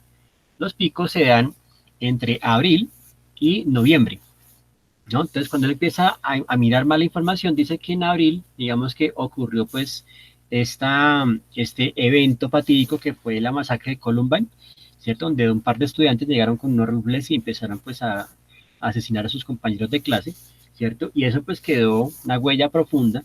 Y noviembre es porque siempre es como la fecha en la que se hacen lanzamientos de videojuegos. Normalmente digamos que la conexión está en que estos dos muchachos como que practicaban siempre con juegos de shooter o juegos de disparos, ¿no? Entonces una cosa bien interesante ahí, ¿no? Más que interesante, pues como macabra, ¿no? El asunto. Buscar patrones y relaciones, ¿no? Entonces, por ejemplo, esto. Miren ustedes esta bellezura con la que uno se encuentra. Estamos hablando de que utiliza la estructura de la tabla periódica, pero aquí lo que quiere rastrear es cuántos tipos de música metal hay en el mundo. Entonces dice Periodic Table of Heavy Metals. Y ustedes pueden ver que las iniciales corresponden a cada grupo. Entonces, por ejemplo, ahí está Motorhead, Queensrÿche, está Tin Lizzy, ¿cierto? Está también, por ejemplo, puede estar Iron Maiden, etcétera. Y cada uno, pues, corresponde a una categoría que puede ser metal industrial. Entonces, en este caso, tenemos básicamente variables cualitativas de carácter ordinal. O sea, me permite organizarlas a partir de una categoría. Entonces, por ejemplo, estos grupos pertenecen a New Metal, estos grupos pertenecen a Proto Metal. Sí, entonces yo creo que acá queda como más especificada, digamos, la pregunta que me hacía Mario. ¿En qué momento puedo saber si estoy utilizando una variable cualitativa ordinal? en este caso, porque mi rastreo básicamente tiene que ver con grupos musicales dentro del heavy metal, ¿sí? Y dentro del heavy metal, pues, ¿qué tipos de heavy metal hay, no? Entonces, por ejemplo, hasta está metal progresivo, power metal, hay también está pop metal, rap metal, mejor dicho. O sea, esto ya nos dice, oiga, qué cosa tan compleja, ¿cierto? Esta, por ejemplo, también es muy útil porque nos habla, por ejemplo, de la tabla periódica de las tipografías, ¿no? Inclusive, qué curioso que la tabla periódica arranque con el hidrógeno y en nuestro caso arranque con la helvética, ¿no? O sea, como que de cierta forma es la que construye el universo, la helvética, ¿cierto? Y ahí vemos, pues, digamos, el símbolo, digamos, la inicial de la tipografía, a qué pertenece, etcétera, y la idea es que, pues, nos da un criterio de elección, ¿no? Para poderla escoger. Ahora, este les va a gustar, por ejemplo, a los que les gustan mucho los videojuegos, porque básicamente es clasificando los tipos de joystick que han existido en la historia de los videojuegos, ¿no? Entonces, digamos, cuáles son como más estables, los que son más complejos, etc., ¿no? Y por compañía, ¿no? Entonces tenemos como otra forma también de clasificar la información. Por ejemplo, esta, digamos que también nos permite ver claramente, ¿no? Una variable cuantitativa ordinal y continua, ¿cierto? Entonces la pregunta es, ¿cuál es el monstruo más en el cine? Y la respuesta gráficamente fue esta, ¿cierto? Donde la A es Chucky, el muñeco diabólico, y la más alta o la última es Clover, de la película Cloverfield, ¿no? Obviamente aquí nos falta meter los kaijus y otras cosas, pero bueno, ahí está metido Godzilla, está metido el hombre más melos, cazafantasmas, ¿no? La mujer 50 pies de altura. Entonces, fíjense que tenemos unos extremos que son la A y la K y hay valores intermedios que nos permiten pues trazar que hay una continuidad en esa variable. Aquí, por ejemplo, tenemos una variable también ordinal y continua que es cuál es la nave más rápida del universo de Star Wars, ¿no? Entonces, por supuesto, el caza TIE defensor es la más rápida. O sea, si vas a huir, consíguete un caza TIE. Por cierto, el caza TIE, la palabra TIE significa corbatín. Si ustedes se fijan, ¿no? Digamos que la forma que tiene la nave es un corbatín. Cosas que pasan en este mundo de la ciencia ficción. Aquí, por ejemplo, tenemos, ¿no? Nuevamente, variable cualitativa ordinal y discreta. O sea, digamos que se produce en ciertos periodos de tiempo. O sea, no es continuo, sino que en ciertos tiempos hay unas variaciones, ¿no? Y es ordinal porque me permite organizarla en un orden, en este caso, un orden temporal. En este caso, el orden no está, digamos, atado o encadenado a algo relacionado con números, sino de pronto con otro tipo de variable. En este caso, el tiempo, el espacio, el lugar, ¿no? ¿Listo? Vean esta tan bella. Por ejemplo, yo quiero organizar las animaciones, ¿no? Los personajes animados, pues por el color que tienen, ¿cierto? Entonces ahí ya hago como una clasificación de datos. Y esto me lleva pues a una variable cualitativa y ordinal, ¿cierto? Nuevamente, ya como que permite organizarla a partir, digamos, de ese rango, ¿no? De los colores que puede llegar a tener. Esta, por ejemplo, también es ya de esas bastante complejas, pero que de cierta forma pues son muy interesantes y es una pregunta, ¿no? ¿Cuántos nombres de rap existen, ¿no? En el mercado, ¿cierto? De este tipo, este género de música. Y a partir de eso, ¿será que se podrían clasificar, ¿cierto? En categorías concretas. Y la respuesta es sí. En este caso, son nombres de rap que tienen atributos desde las formas físicas o metafísicas, alfanuméricos, son por letras, tienen títulos nobiliarios, tienen que ver con el crimen, ¿cierto? Tienen juegos de palabras, ¿no? Y es bien interesante, ¿no? Aquí, por ejemplo, les hago un close-up, ¿cierto? Y básicamente esto tiene que ver con lo que llamaríamos un diagrama de relaciones, ¿no? Diagrama de relaciones en el cual vemos, por ejemplo, pues cómo se empiezan a acotar diferentes tipos de detalles, como por ejemplo la edad, ¿cierto? El color de piel, el tamaño, ¿cierto? Si el tamaño, por ejemplo, es largo o si es pequeño, ¿cierto? Por ejemplo, si es largo y es gordo, entonces, por ejemplo, Fat Joe, ¿sí? Por ejemplo, si es Big, entonces nosotros BIG, Big Daddy Kane, ¿cierto? Entonces, este diagrama de relaciones es muy parecido a lo que se llama como el tree map, ¿no? O el árbol, ¿no? Digamos, de relaciones, ¿no? Digamos como que son grandes categorías, ¿cierto? Que empiezan como a ramificarse y a permitir como encasillar. Entonces, es bien simpático esto, ¿no? Hay también otros que tienen que ver con nombres de cocineros y demás. Entonces, son investigaciones que se hacen ahí bien, bien interesantes. Este, por ejemplo, es un diagrama de Venn, ya lo habíamos visto con la gráfica de McCandless, pero aquí tengo otro que les puede funcionar, sobre todo cuando ustedes ya tienen con clientes, ¿no? Pueden trabajar esto con los clientes y antes de empezar un trabajo, pues básicamente dice, bueno, vamos a jugar. usted puede escoger solamente dos círculos, ¿no? Puede escoger rápido y grandioso, o barato y grandioso, o puede escoger rápido y barato, ¿cierto? Entonces, por ejemplo, ustedes pueden notar que cuando hay los cruces entre rápido y barato, ¿sí? Digamos que a duras penas queda como medianamente hecho, ¿cierto? Por ejemplo, entre rápido y grandioso, usted obtiene lo que paga, perfecto. Si es grandioso y barato, pues básicamente justo a tiempo, ¿cierto? Para que no llegue tarde, ¿sí? Y observen que en el centro emerge la utopía imposible. O sea, ningún diseño va a ser rápido, barato y grandioso. No, señor. Solamente puedes coger dos, ¿cierto? Y miren que hay otro subconjunto que es free o gratis, ¿no? Y dice, gratis y barato puede ser basura. Gratis y barato, ¿no? Digo, grandioso y barato, intente de nuevo. Y miren que grandioso, barato o gratis y rápido, por favor váyase, ¿cierto? Entonces, ese es bien bonito, lo pueden tener ahí a la mano cuando de pronto tengan ahí un encargo de diseño, esas cosas, pues pueden mostrarle este jueguito que es bien interesante. Hay otros gráficos, por ejemplo, como el diagrama de Sankey, ¿cierto? Que es un tipo de gráfico que funciona para tratar de medir la distribución de flujos, ¿no? Esto, por ejemplo, son muy útiles cuando estoy trabajando con presupuestos o estoy trabajando, digamos, con variables como la energía eléctrica, digamos, cuando llega la energía eléctrica a mi hogar, digamos, cuál es el porcentaje de distribución según los electrodomésticos, ¿no? Digamos que se llama así, es porque Sankey es el apellido de un ingeniero que desarrollaba pues solamente motores para barcos y básicamente cuando los desarrollaba él empezaba a decir, bueno, ¿qué necesita el barco? ¿Cierto? Y esa energía que produce el motor, ¿cómo se tiene que distribuir?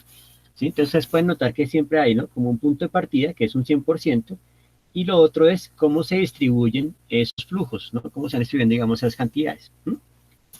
Bien, llegamos a otro caso bien bonito, que es este, el de Isotype, ¿no? Que es el de International System of Typography for Education.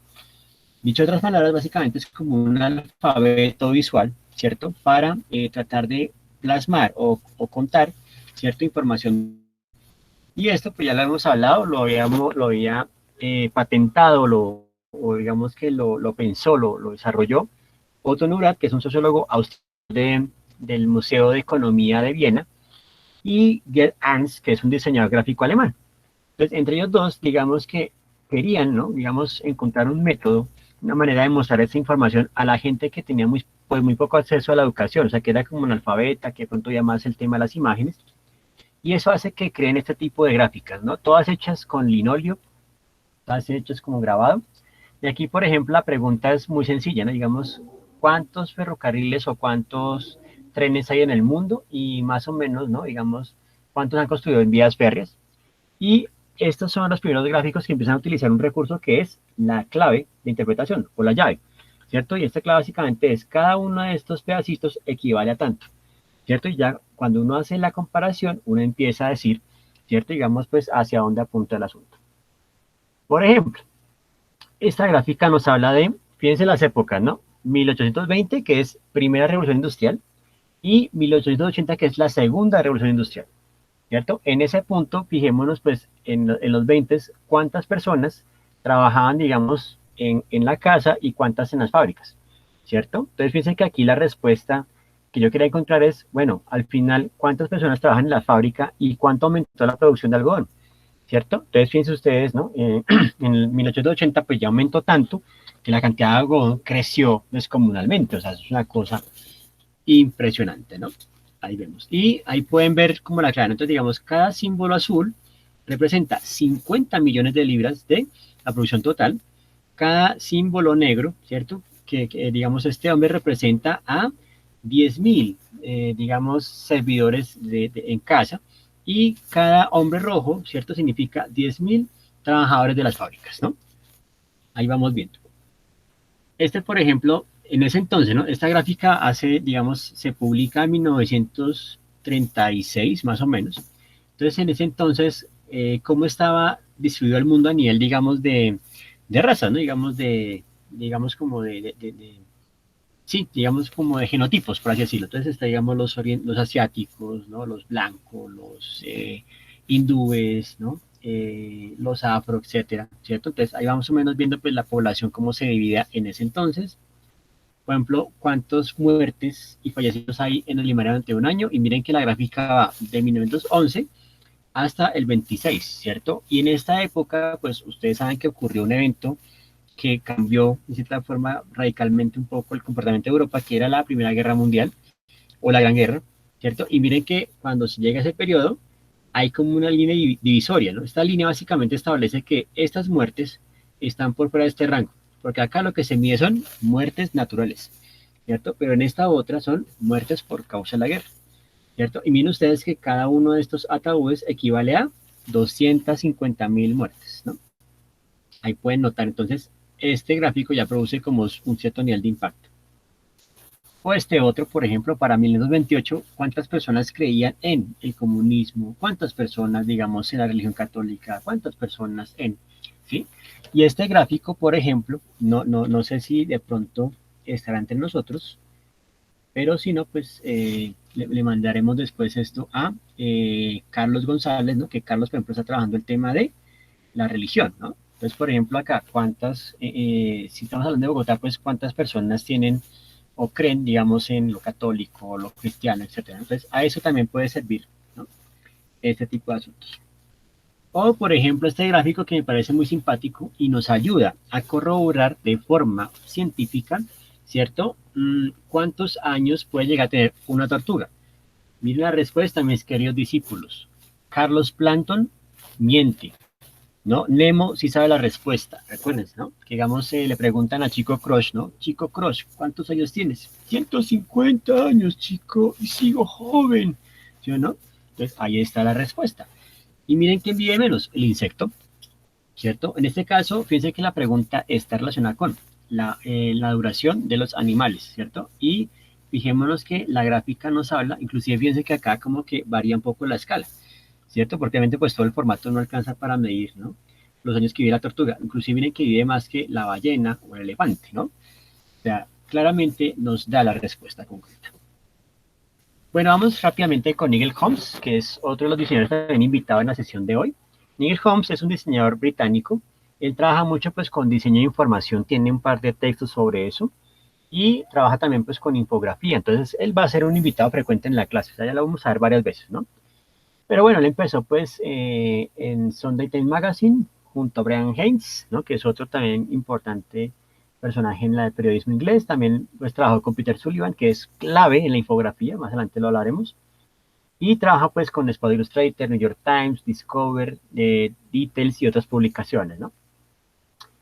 Bueno, esto es la propuesta de Nigel Holmes, ¿no? Digamos que Nigel Holmes dice, pues a ver, a mí me parece que deberíamos incorporar un aspecto narrativo a las gráficas de datos para darles un poco más de contexto y que la gente por lo menos sienta, ¿cierto? Que a partir de ese contexto pues puede tener una mayor lectura del dato. Entonces, por ejemplo, este pues tiene que ver con la gente que entra en bancarrota, ¿cierto? Y es que de alguna forma en el año 75 como que hay una cultura de ahorro, una cultura digamos de promover que hay que conservar los hay ya un declive, ¿cierto? Y de cierta forma llega a un punto crítico en los años 80, ¿cierto? Y es por algo muy particular. El evento es porque empieza en las noticias, ¿no? A venderse mucho pues el tema de la guerra nuclear, ¿no? El tema, por ejemplo, de que en algún momento cualquier potencia acciona el botón rojo y esto se va al carajo. Entonces la gente dice, bueno, hagámoslo. Sí, yo como que más bien voy al traste. No sé si de pronto en el caso de ustedes por allá en el 2008 les pasó algo similar. Por ejemplo, cuando estaba en ciernes el tema de la gripe porcina, no sé si de pronto sintieron o sus familiares cercanos sintieron como eso de, no sabe que el mundo se va a acabar mañana, entonces pasémosla bien hoy, compremos, no sé, hagamos. ¿Les pasó algo parecido? Pueden responder por el chat. Ah, en 2012, claro, en 2012, el 21 de diciembre, me imagino yo. ¿Cierto? Como, esto se va a acabar, entonces pues ya gastemos, ¿no? ¿Para qué ahorrar? Eso no vamos a volver aquí en este mundo, ya mañana nos vamos, entonces mejor gocémoslo hoy, ¿cierto? Sí, Daniela me hizo acordar del 2012, claro, 21 de diciembre, hasta había programación para el fin del mundo y todo, ¿no? Entonces, más o menos, fíjense cómo la incidencia de una creencia o de algún titular puede cambiar un paradigma como este, pasar del ahorro al derroche. Este otro, por ejemplo, tiene que ver con el aumento en la tendencia al terror en Estados Unidos. Y miren lo interesante. Nigel Holmes dice, bueno, voy a coger el mapa y lo convertiré con un antifaz, ¿no? El antifaz que cubre los ojos del maleante, y miremos que la gráfica de fiebre se empieza como a desbordar, ¿no? Se empieza a volver como sanguinolenta, ¿no? Entonces es como contextualizando. Obviamente, pues puede ser un poquito fuerte, pero a veces me parece que puede ser. A ver, Karina me dice que en 2006, ¿qué pasó en 2006? No me acuerdo. Dime, Karina, ¿qué pasó en 2006? ¿Qué te ocurrió en 2006? ¿O qué ocurrió en el mundo en 2006? Esa sí no me acuerdo. ¿Le?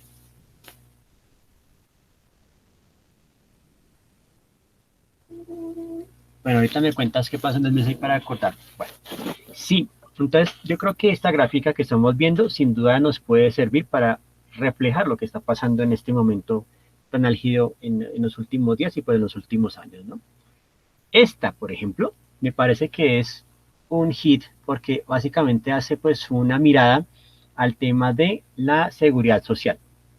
Miren ustedes que estamos hablando pues de que Estados Unidos ya tenía pues todo ese tema de los fondos de pensiones y demás cosas, ¿no? Y las EPS privadas, ¿no? Y ahí ustedes pueden ver, ¿no? Digamos, cuánto invierte la persona, ¿cierto? Cuánto invierte el Estado, ¿cierto? Y cuánto invierten, digamos, pues las asociaciones, digamos, que están al margen del gobierno.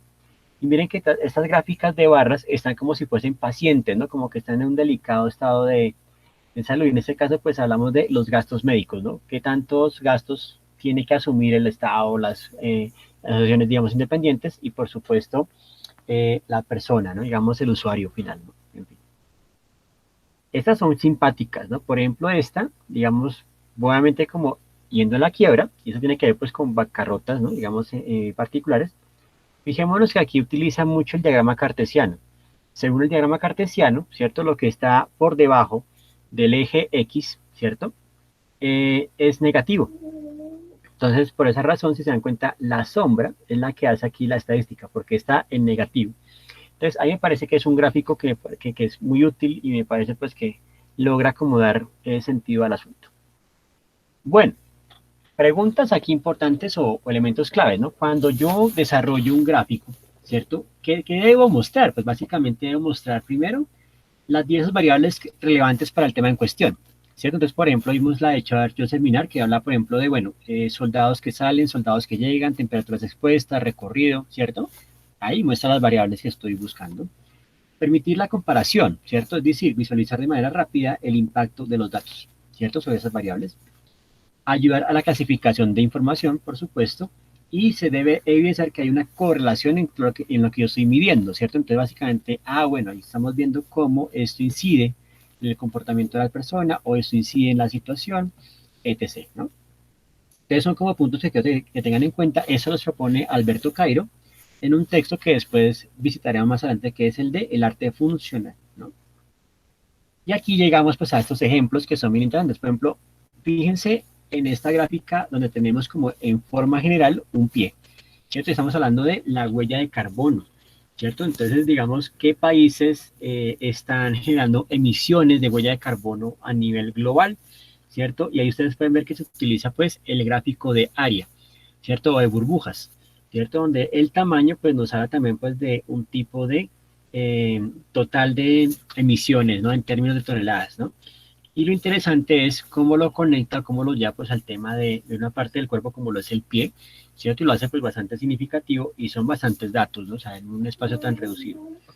O la que está al lado, ¿cierto? Que básicamente es como una gráfica que nos empieza a decir por qué razón es aconsejable cambiar nuestra dieta, ¿cierto? Y fíjense que va como del verde, que es como lo chévere, ¿no? Lo equilibrado, al rojo, que ya es como la amenaza. Por ejemplo, dicen que los corderos, ¿no? Y la carne de ternero, ¿cierto? Ya son, digamos, pues como amenazantes porque, digamos, equivalen a una cierta cantidad de emisiones, ¿no?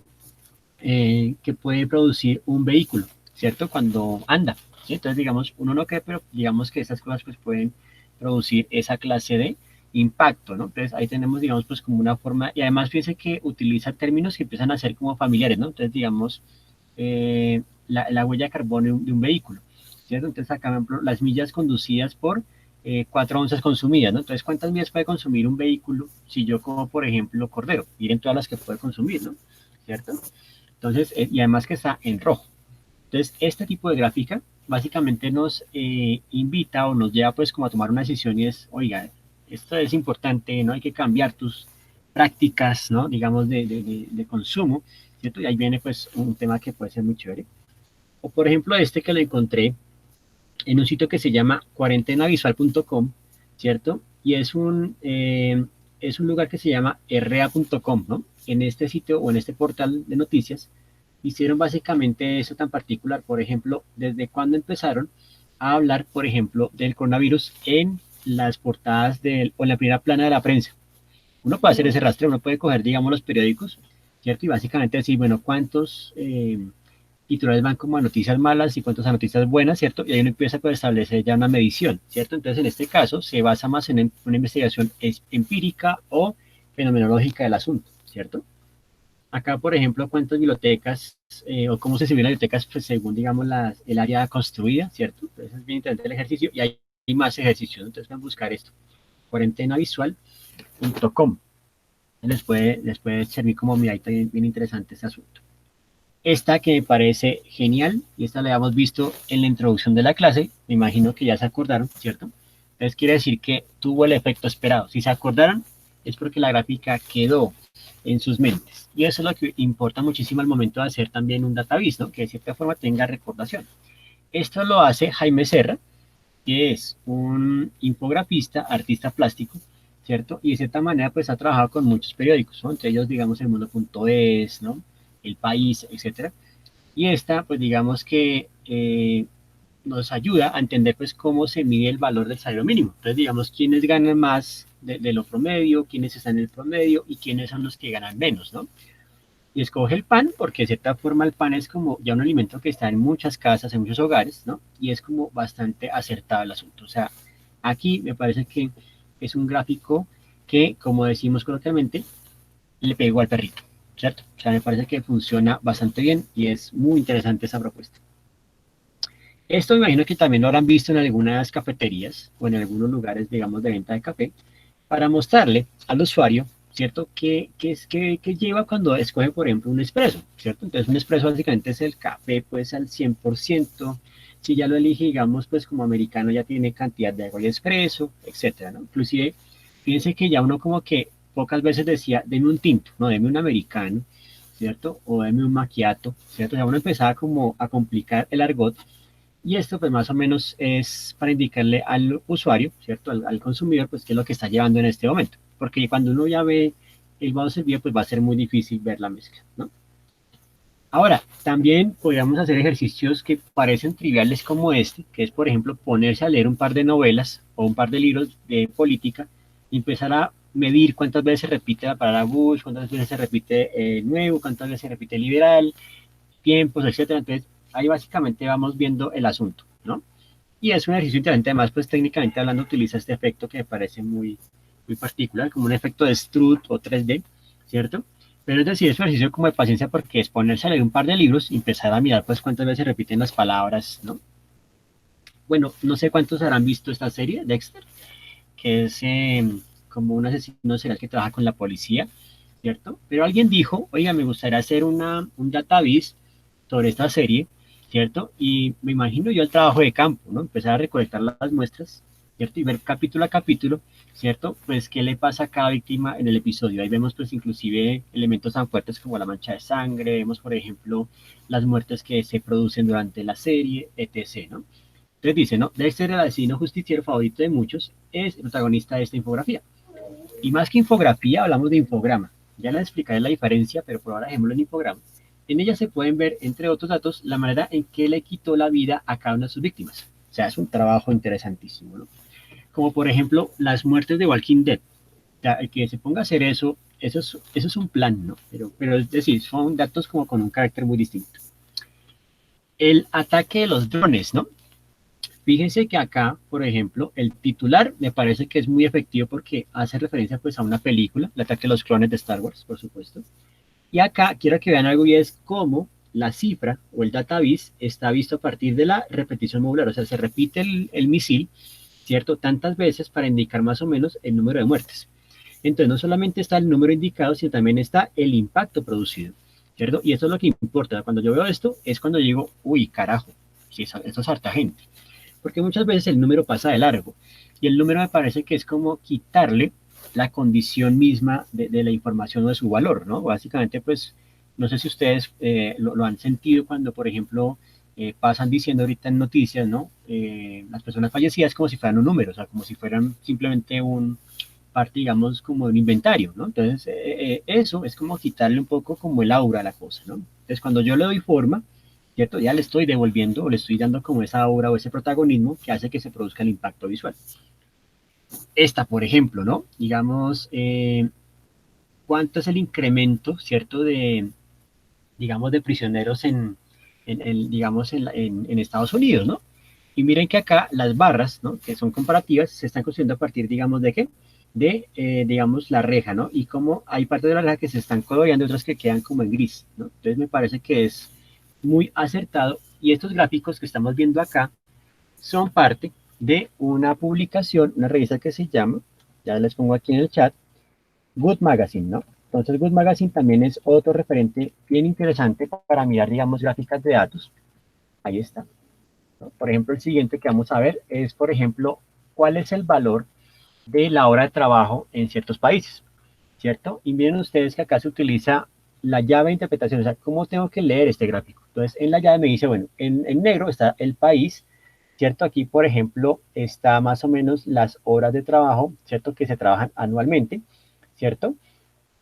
Acá, por ejemplo, pues se habla, por ejemplo, de que este diámetro, ¿cierto? Habla, por ejemplo, de las unidades de valor, ¿sí? Los números en billares, ¿cierto?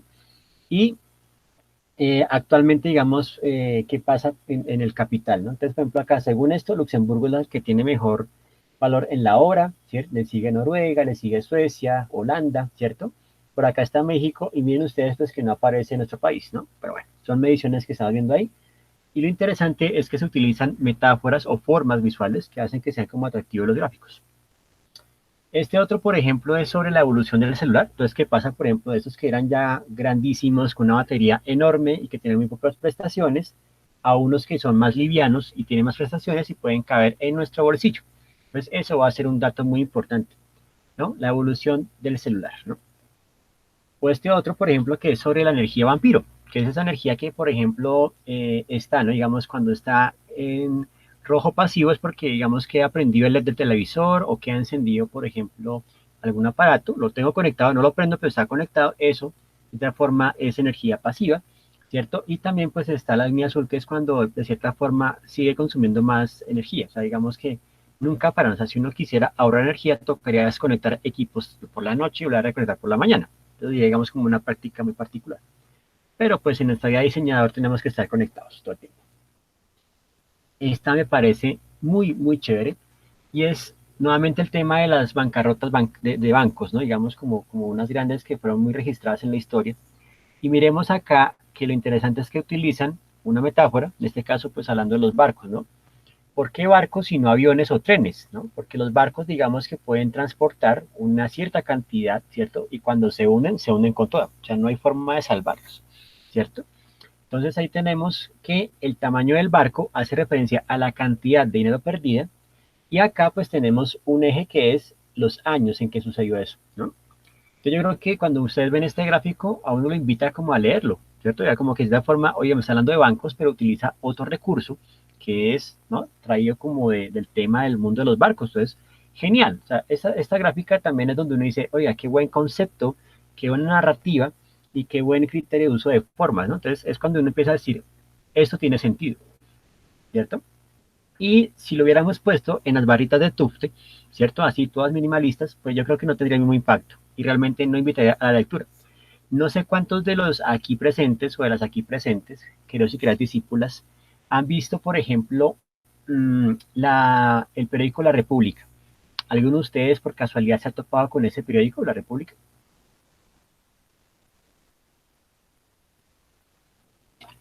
No, me dice Mario. No, profe. Ok, bueno, este periódico uno se lo encontraba a veces en el OMA de la universidad y allá el que queda cerca de la biblioteca. Bueno, tiempo atrás, ¿no? Ya ahorita pues ni modo.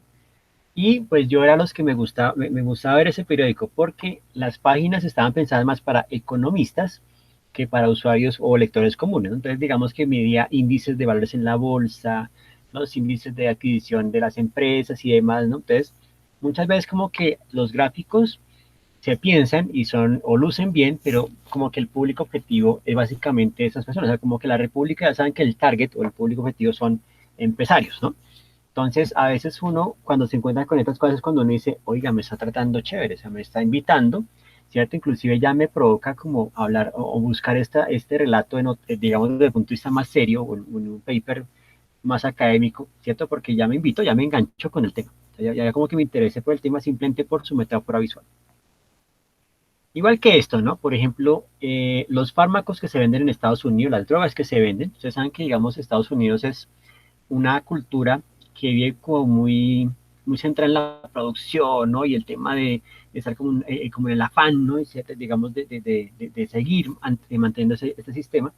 Entonces, claro, hay gente que empieza a desarrollar ya como unas alteraciones en su conciencia, entonces tiene que utilizar, por ejemplo, el Prozac o el Xanax, ese tipo de medicamentos, ¿cierto? Y esto hace pues que de cierta forma los porcentajes se puedan clasificar, ¿cierto?, en grupos. Entonces tendríamos una variable cualitativa, que son los tipos de drogas, están ordenados, ¿cierto? Y tenemos obviamente pues una cifra, o sea que son cuantificables porque ya nos dan un porcentaje, ¿cierto?, de uso. Este otro tiene su guiño, tiene su aire, me parece bello, pero entonces el asunto es pues hasta qué punto realmente es efectivo. O sea, está muy bien la intención está muy bien declarada y es, bueno, voy a utilizar la tipografía para empezar a mirar, ¿no? En Estados Unidos, ¿cierto? Cómo se comporta el consumo de cierto tipo de drogas, algunos alucinógenos. Entonces, por ejemplo, está, perdón, los farmacéuticos, está la marihuana, la metanfetamina, la heroína, la cocaína. Obviamente la pregunta es, por ejemplo, bajo qué efecto estaría el diseñador o diseñadora que hizo esto para poder determinar, pues, como cuál fuente sería mejor para describir las drogas. Pero no, tranquilos, mis queridos y queridas discípulos, no pasó eso. Sin duda, estas fuentes que estoy viendo acá, la de metanfetamina y heroína, tienen que ver con los años 60, ¿no? Y este tipo de afiches que son el afiche psicodélico, el arte psicodélico, ¿cierto? Entonces de ahí sacaron la inspiración y de cierta forma también como el de cocaína, ¿sí? Pero entonces, como que de cierta forma, tiene atractivo visual, tiene un buen look, pero hasta qué punto realmente sí puede ser efectiva su lectura, es la pregunta, ¿cierto? Que uno se haría pues con ese gráfico. O sea, no está mala intención, pero también hay que medir, por ejemplo, el impacto de lectura y pues qué tanto la gente la comiendo. Además, porque no hay cifras, no me está diciendo un porcentaje, sino simplemente me está generando unos tamaños, ¿no? Entonces, por tamaño yo puedo especular y decir, bueno, pues al parecer como que en los estados del oeste, ¿cierto? En la costa oeste, como que consumen más metanfetamina, mientras que en Nueva Inglaterra pues consumen más cocaína, ¿sí? Pero fíjense que no hay un número de por medio, no hay un porcentaje claro. Entonces, eso hace que la gráfica entre más en el reino de la especulación. Bueno, vamos a estar aquí como cerrando un poco el asunto. Lauren Manning, ella es básicamente una diseñadora y se puso un plan muy bonito y ella básicamente hizo como un conteo muy juicioso en su libreta durante 2 años, ¿cierto? Y lo que quería básicamente era ver cuáles son sus hábitos alimenticios. Entonces, a partir de eso, ella empezó a hacer como este tipo de visualización de datos. Empezó haciéndolo con fotografía, entonces, por ejemplo, al año, en 2010, cuánto consumió en carbohidratos, frituras, también, por ejemplo, harinas, etc., ¿cierto? Y miren ustedes, pues, que lo organiza muy estratégicamente y a cada uno, pues, le asigna un porcentaje, ¿cierto? Digamos, eso fue lo que ella consumió en 2010, pero entonces visto desde la fotografía. Ahora, ¿qué pasa cuando ella traduce esos datos? ¿Cierto? Una gráfica, digamos, de torta, pero en este caso, pues como un anillo, y podemos ver que es lo mismo, pero entonces ya puesto en números y colores, ¿no? Entonces, cuánto consumió vegetales, cuánto consumió, por ejemplo, de arroz, cuánto consumió, por ejemplo, de yogur griego, ¿cierto? Y es un ejercicio que uno podría hacer para mirar, digamos, pues cómo están los hábitos alimenticios últimamente, ¿cierto? Sería muy interesante poderlo hacer, digamos, por semana y recordemos, pues, que nosotros a veces nos vemos muy rutinarios, ¿no? Entonces, digamos, uno siempre tiene como las establecidas, ¿sí? Acá, por ejemplo, ¿en qué meses consumí específicamente, digamos, el pollo, la carne, digamos, el cerdo, ¿sí? El jamón, la pizza, ¿cierto? Y hace, pues, en este caso, una matriz cruzada, ¿no? Digamos, podemos ver, pues, digamos, en qué meses consumió más carne, puede ser enero y febrero, etcétera, ¿no? Ahora, ¿cuánto consumió en papitas fritas? Entonces consumió, por ejemplo, parece ser que el consumo más alto fue en septiembre y en noviembre, ¿no? Y el resto pues están como en gastos promedios, y eso fue en 2010. Ahora, pues hay elementos formales que uno puede cuestionar, como por ejemplo la papita que se le pasó la mano con el aceite, etcétera, ¿cierto? Intenciones, y es darle como un matiz diferente al tipo de contenido. Acá, por ejemplo, volviendo al tema de la cartografía, ¿sí? Por ejemplo, ¿en qué lugares estuvo comiendo durante el 2010? ¿Cierto? Yo creo que ahorita, por esa circunstancia, posiblemente aumentó el consumo en la casa, entonces ya poco restaurante o poco cafetería, entonces ya como que el mapa se revalúa. Pero en este caso, ustedes pueden ver, y es un poco lo que también le quería comentar a Manuela. Por ejemplo, Manuela, fíjate que acá tenemos tres tamaños de círculos, y eso indica, por ejemplo, que el más grande significa 100 comidas, el más pequeño 50 y este otro 25. O sea, básicamente tiene establecidos como unos rangos y esa es la clave de interpretación. O sea, cuando yo veo este, entonces porque, uy, aquí consumió bastante, ¿cierto? Sobre todo en los meses de agosto y septiembre, aquí consumió, digamos, más en los meses de marzo y abril, ¿cierto? Pero miren que hay consumos también regados por otras partes de Nueva York, ¿no? Y al final, ella hizo como esta exposición donde, digamos, presentó sus visualizaciones, básicamente eran como 40 tipos de datos presentados en diferentes formas, y obviamente pues dejaba que la gente también se llevara como un cuadernito y un esfero pues para que empezara a hacer también su propia navegación, inclusive esa tiene algunas que son con nueve etiquetas y demás, que son gráficos que ya veremos en un momento, ¿no? Bueno, estos son como los datos así puntuales de nuestra clase de hoy, como qué trabajos pueden revisar, ¿cierto? Pues a nivel teórico está Joan Costa con la esquemática, Nathan Yao con Visualize This, ¿no? Les puedo compartir artículos, Dave McCandless, ¿no? Con La información es bella, y Manovic, que fue pues el texto que estuvimos trabajando, ¿no? Digamos que me parece muy potente e importante. Como les decía, hoy básicamente es socialización, ¿cierto? Digamos como de un poco el contenido, digamos que lo más importante de hoy es llevar lo que son las variables, ¿cierto? Y los tipos de gráficos que yo puedo empezar a desarrollar. Antes de terminar, pues sin duda tengo que compartirles otro sitio web, ¿no? Voy a aquí hacer, digamos, perdón, voy a compartir otra pantalla. Hay una página que puede ser muy importante para todos, ¿no? Y es esta, ya se las voy a presentar. Database Project, ¿no? Ya les presento esta página que es bien chévere. Bueno, eh, ya les comparto la pantalla. Bueno, la persona se llama Lauren Manning, aquí ya la estoy poniendo en el chat, ¿no? Es genial esta mujer, ¿no? Digamos, pues, el propósito que tiene. Bueno, yo les voy a compartir esta página para que la empiecen a chismosear, porque eso también nos ayuda muchísimo a determinar, ¿no? Digamos, cómo saber, ¿no? Qué tipo de gráfica escoger según el tipo de datos que yo quiero trabajar. Entonces, en Database Project, ustedes pueden ver que están, por ejemplo, acá, los diferentes modelos de gráficas, ¿cierto? Inclusive la página se puede traducir si están en COM, ¿no?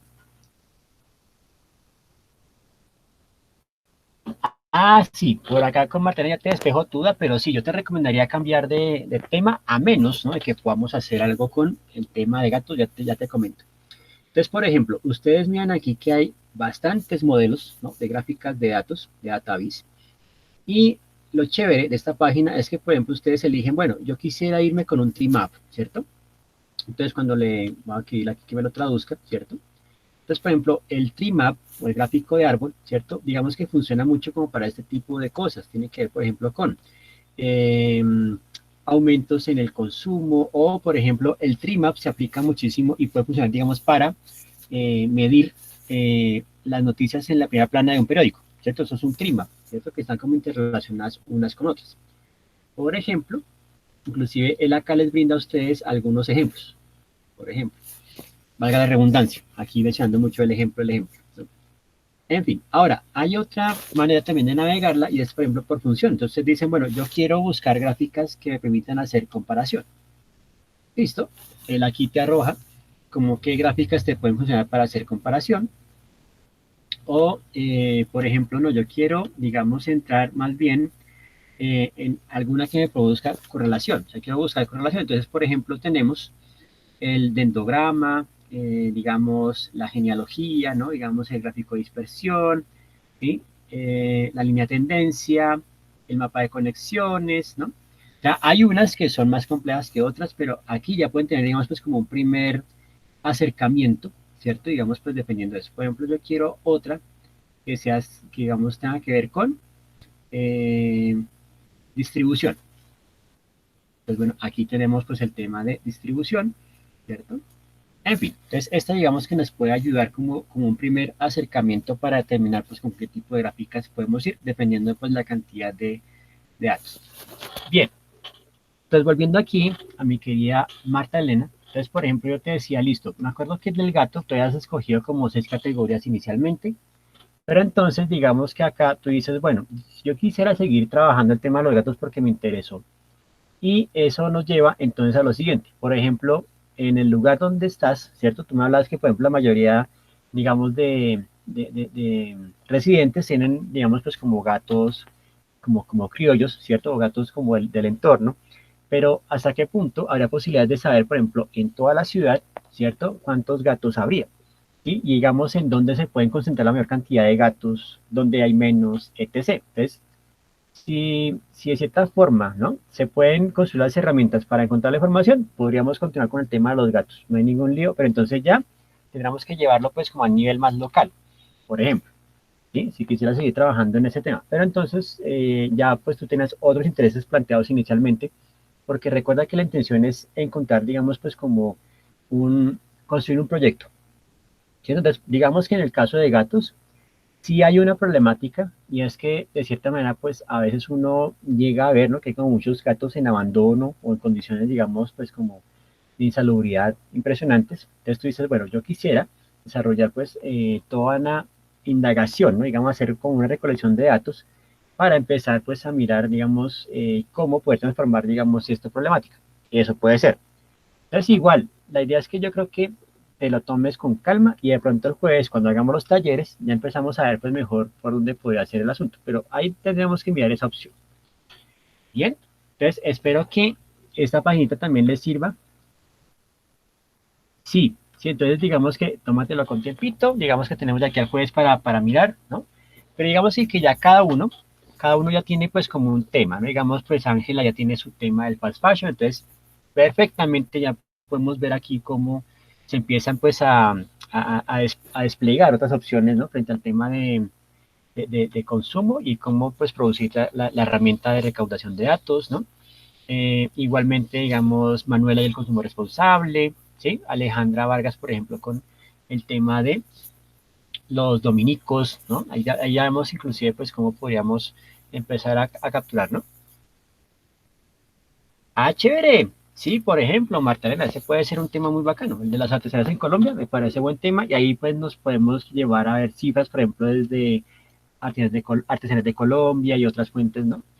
Sí, sí, sí, sí, sí, claramente. Ahí vamos a ver, digamos, eso, ¿no? Que me parece muy potente ese tema y te puede servir para el resto de lo que queda el segundo corte y tercer corte, sin duda, ¿no? Bueno, dudas con respecto a esta socialización del tema de hoy de Dataviz, que como lo decía al comienzo, pues es uno de los grandes temas del diseño de información y que de cierta forma tal vez como que me apasionan bastante, ¿no? Por no decir que casi que, mejor dicho, me desbordo en el asunto. Entonces, no sé si les quedó claro o hay inquietudes.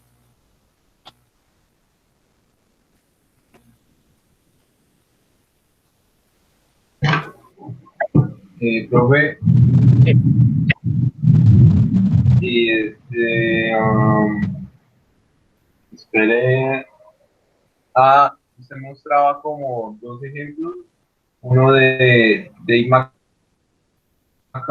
Macando, de David McCann, sí. como que se iba por el, como visualizar por contexto, y el otro, el de, había uno que era minimalista, se me olvidó, Edward Tufte, Edward Edward Tubos, Tufte, Edward Tufte. Ya los pongo aquí en el chat.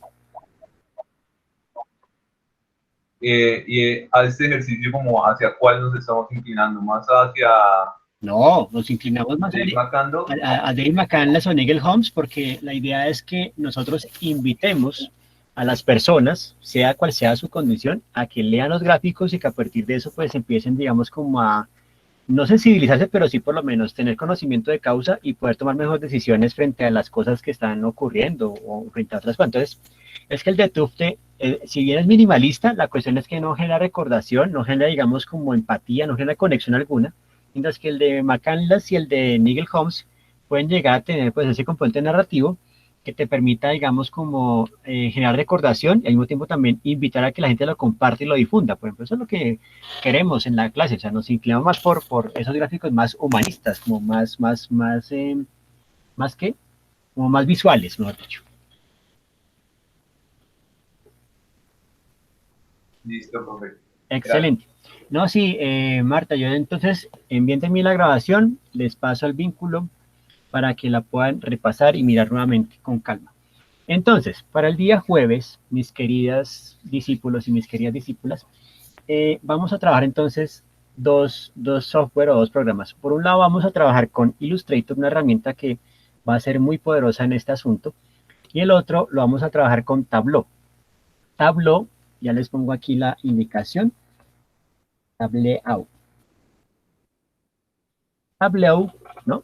Esto es como francés la cosa, ¿no? Tableau es un software online, o sea, se puede trabajar, digamos, en página o se puede descargar la aplicación. Digamos que nos va a dar pues como unos días de referencia, ¿no? Mientras creo que la universidad tiene la licencia, voy a indagar, digamos, ese dato porque sé que nos pueden dar la licencia de uso académico, pero por ahora, entonces la idea es que ustedes entren a la página y se inscriban en Tableau para que estemos preparados. Y el jueves entonces vamos a hacer primera parte con Illustrator, la segunda parte con Tableau, que Tableau ya inclusive nos permite trabajar con bases de datos directas.